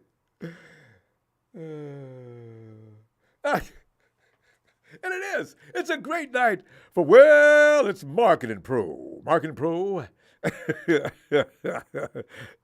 what's going on, player? What it do, player? What it do? Rams Nation is back.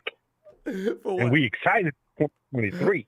Are you really? Because Snead and McVay was cooking like it was top shelf, baby. A+ in the draft.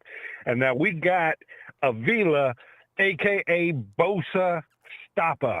Bosa, you ain't going to ever see Stafford, because Avila going to put you on your back. You know what I'm saying? Marketing Pro, don't get your I'm feelings. excited. Don't get your feelings hurt or your hopes up too high, because there are only a few human beings on the planet that can actually stop Nick Bosa. And one of them is his mom. She can make him behave, but not many others can. You know what I'm saying?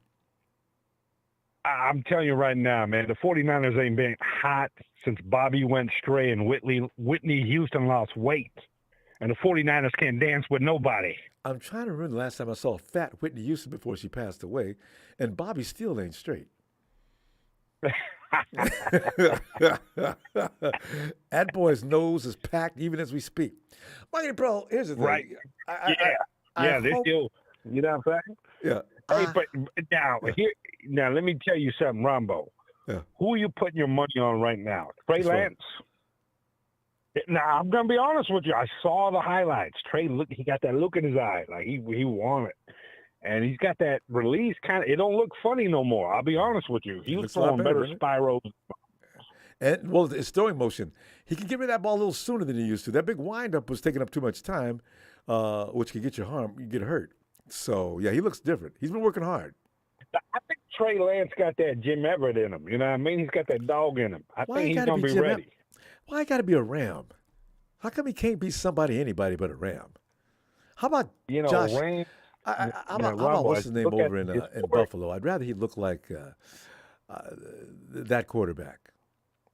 Jim Kelly? No, you don't want that. No. You don't want the current quarterback. Josh, I wish I was Matthew Dime Stafford Allen. No. Josh Allen. I wish I was Matthew. Yes, Josh Allen. See, now, I tell you, man, there's some killers in the league. They just know when to turn that switch on. And Dime Stafford is one of them. I think Trey Lance, give the kid a chance. He might be the last hope the 49ers have for 2023 because Sam Darnold at that Warriors game, he looked like Frankenstein. He looked like he was lost. I'm really worried if I'm a 49er fan. You know what I'm saying? You can't put your money on someone that's a turnover factory. Well, that's true.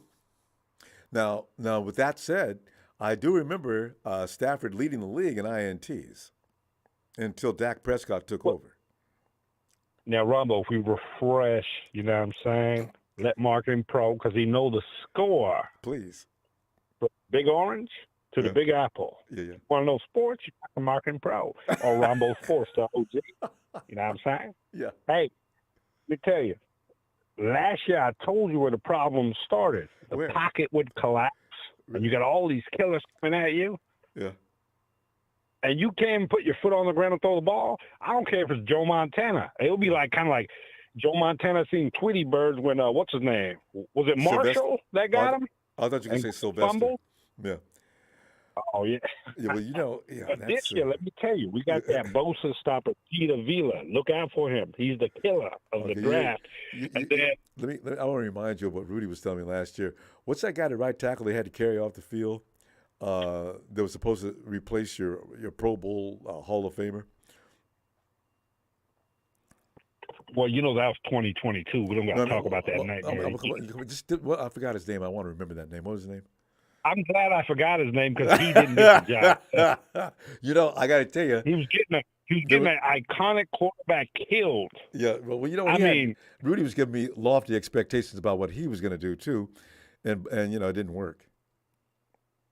You know what I'm saying? But right now, the Rams are stacked on offense. I would say they're the top 4 offense in the NFL, and we got Cam Big Dog Akers focus. He recently said he's looking forward to playing for McVay. And we got Lance, 6'3".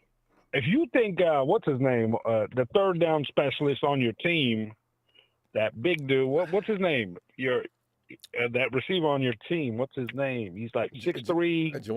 His name is Jawan Jennings. That's him. Now, Lance McClutchin is him on rocket launchers. He's I'm all telling you right now.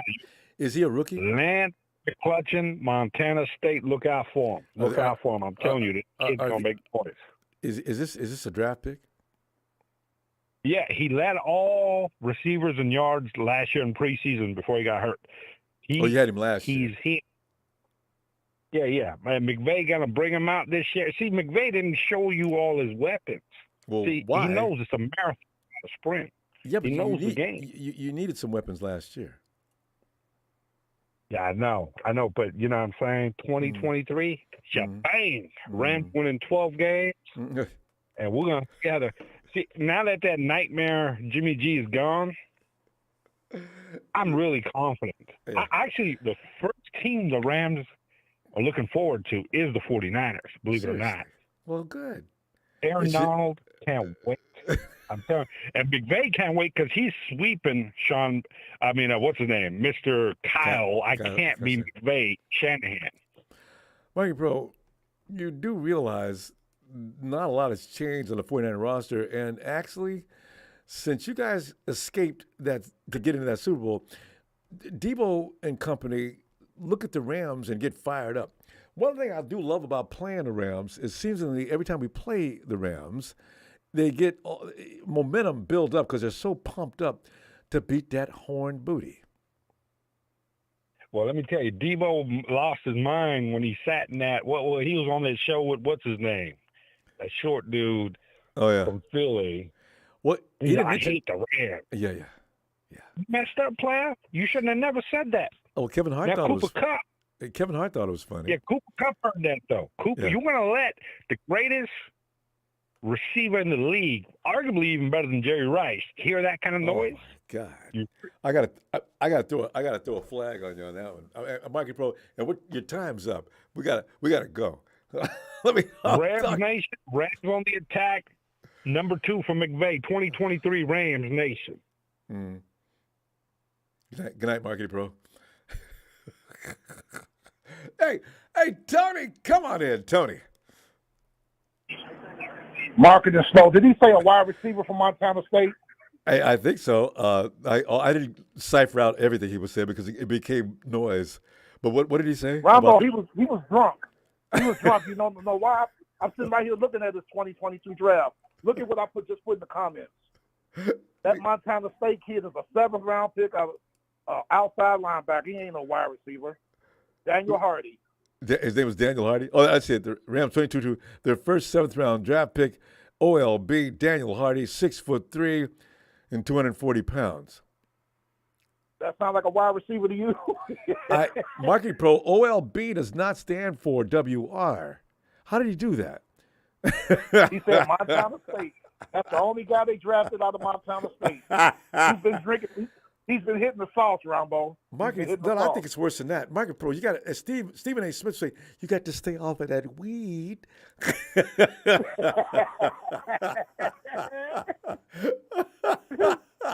So how's it going, sir?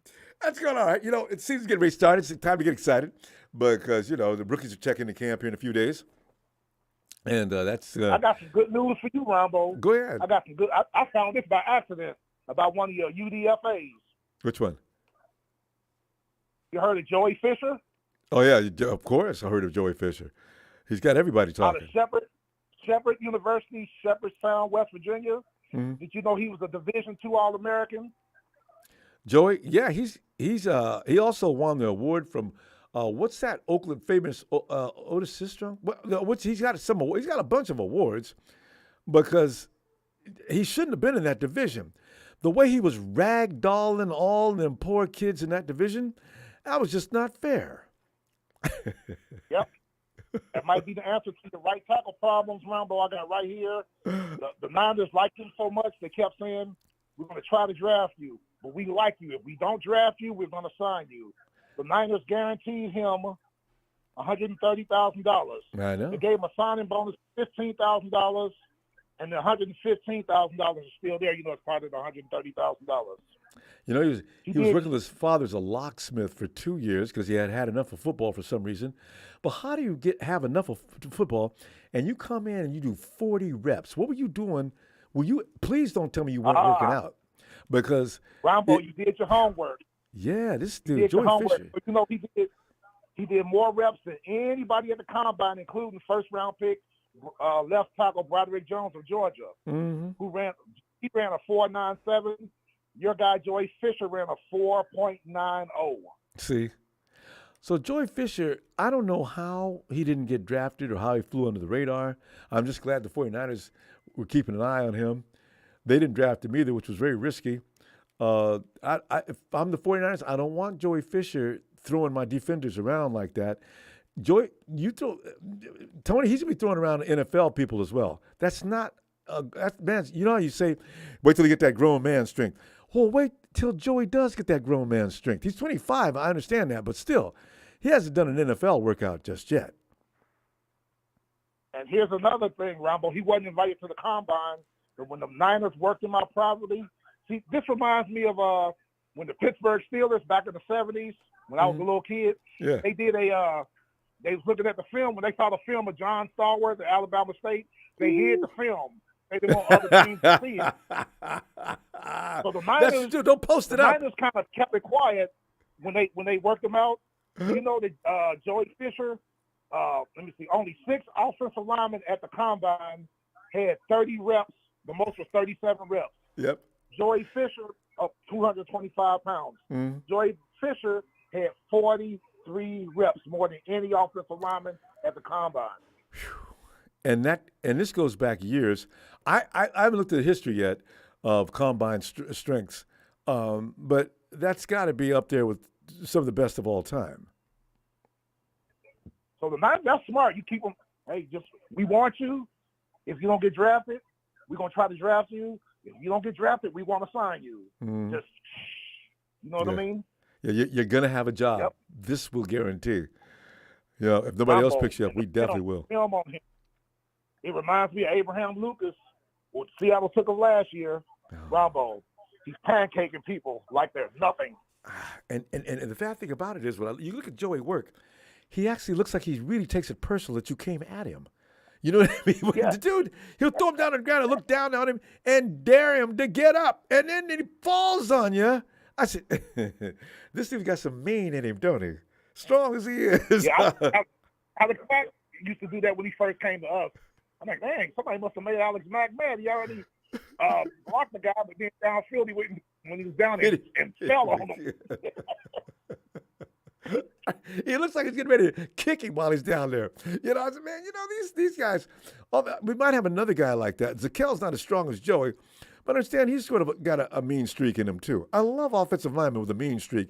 They will take care of your quarterback because if anything cheap goes on, we used to have Anthony Davis and the Rhino. They used to hunt people down the whole game. If you did one thing wrong to Smith or Kaepernick, you were going to be a hunted man for the entire game, and they would give you a cheap shot in a heartbeat. Yo! I can see this young man making y'all's roster and maybe competing for that starting right tackle job, but he can also play guard. I know, you know. Because he's got those arms, so they're going to give him grief about that. But if he goes out there and proves arms and all, he can still be a force on that right side because Joey can move in space. When you got that kind of athleticism, and Kyle wants you to be able to move in space to create that running maze, going to be interesting to see how he does. Last year, I drafted a free agent. We got him, Mike Vrabel's son, Tyler Vrabel, out of Boston College. He made our team last year. He kind of redshirted last year, but now he's our backup right tackle this year. Yeah, Boston College, right? Notre Dame, Boston College. Is there another school? Wisconsin. Offensive lineman? Alabama. Yeah, Bama? Those are the schools. Yeah. Wisconsin. Yep. Yeah, those are the schools for those 4 schools for offensive linemen. You know, we talked about that before. Yeah, you know, some schools, the coaching staff, that's what they work on. And Tony, that's an intelligent thing to do. If I got a football team, I'm only going to be as good. My offense is only going to be as good as it can be protected. I want to do things. I want to run the ball. Everything. That offensive line has got to be up to speed. We're going to recruit from West Coast to East Coast. We got to find some people to bring into this program. They're going to help it excel. Yeah. If I got no offensive lineman, I'm spinning my wheels. We're not going anywhere. The defense nowadays are just nasty. So if you can't deal with it, no survival. A lot of people don't know that the Atlanta Falcons, we played a lot of it last year, but we're going to play more of it this year. We're playing the 2 tight end, 2 wide receiver, 1 back offense. With the tight ends, you've heard of Smith, right? Wait, what's his name? Jonnu Smith, who's the tight end. We traded for him from New England. He was with Arthur Smith at Tennessee. We had an outstanding couple of years. Jonnu Smith and Kyle Pitts are our tight ends. Cordell Patterson is going to be our number 2 receiver. Drake London, our number 1, with B. John Robinson and Tyler Algier as our backs. Those are all former first picks, except for Tyler Algier, except for Jonnu Smith. But you know, Tony, what I worry about you sometimes when you don't mention my draft crush as if he was no big deal, Kyle Pitts. I said Kyle Pitts. Did you say Kyle Pitts? Okay, yeah.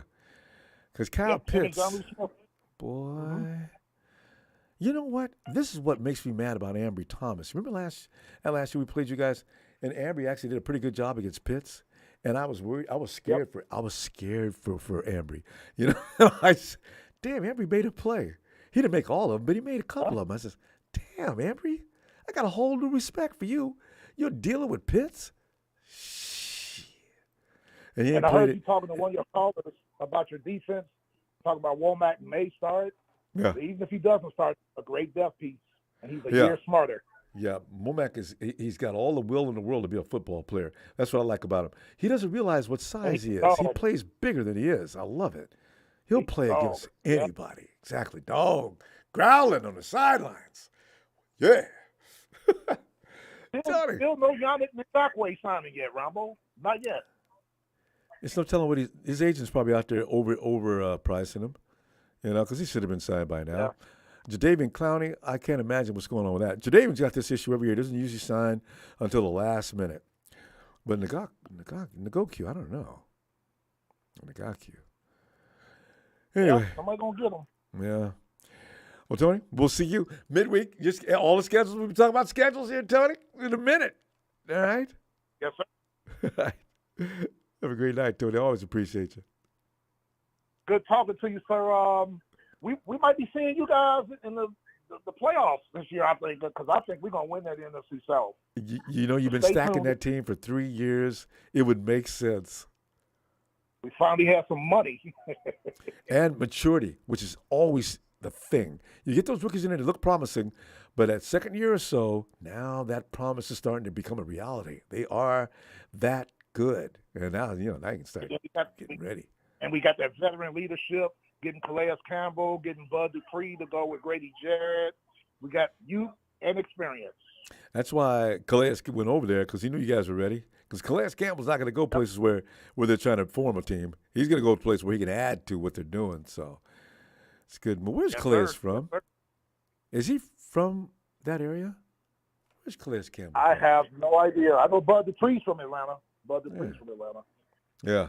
Here's another boy. Bud Dupree got hurt with the Steelers that year, and the Steelers let him go. I said, whoa. And Texas boy here talking major trash, calling the 49ers trash, Ronbo, and putting the doo-doo sign up there. He's in there running his mouth, Texas boy. I don't see. This is what I'm saying when people say Texas boy.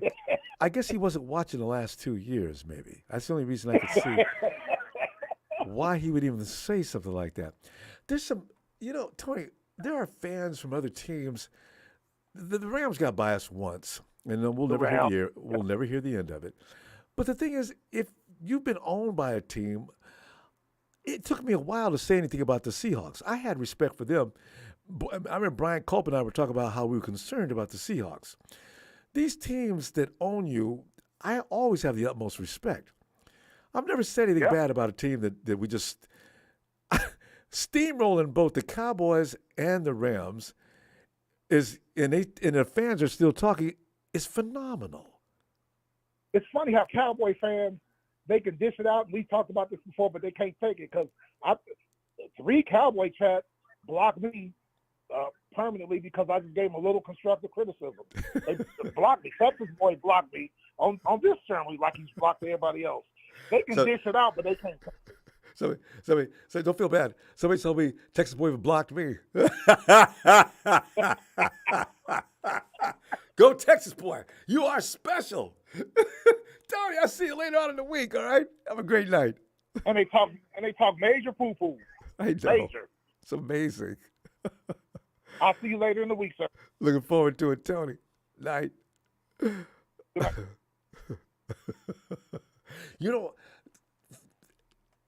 I've already said this a million times, and you probably already know it too. Fans that we've been beating up on for a long time, when they get their shots, they're going to take them.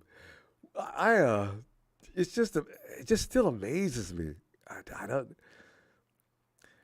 I guess some people just have no shame. I just don't get it. It's funny though. It is amusing. It's entertainment. I can let it roll. All right. Thanks for contributing. Big show, and I'll see you, fam, later on this week, maybe twice before the weekend. And let's get ready to talk about the schedule. All right. Can't wait. Meanwhile, have a great week. Don't forget to subscribe. I love looking for you when we get ready to do this. It's always a good time. And please hit the like. Not that bad on the likes. All right. Appreciate that. Thanks, fam. Later!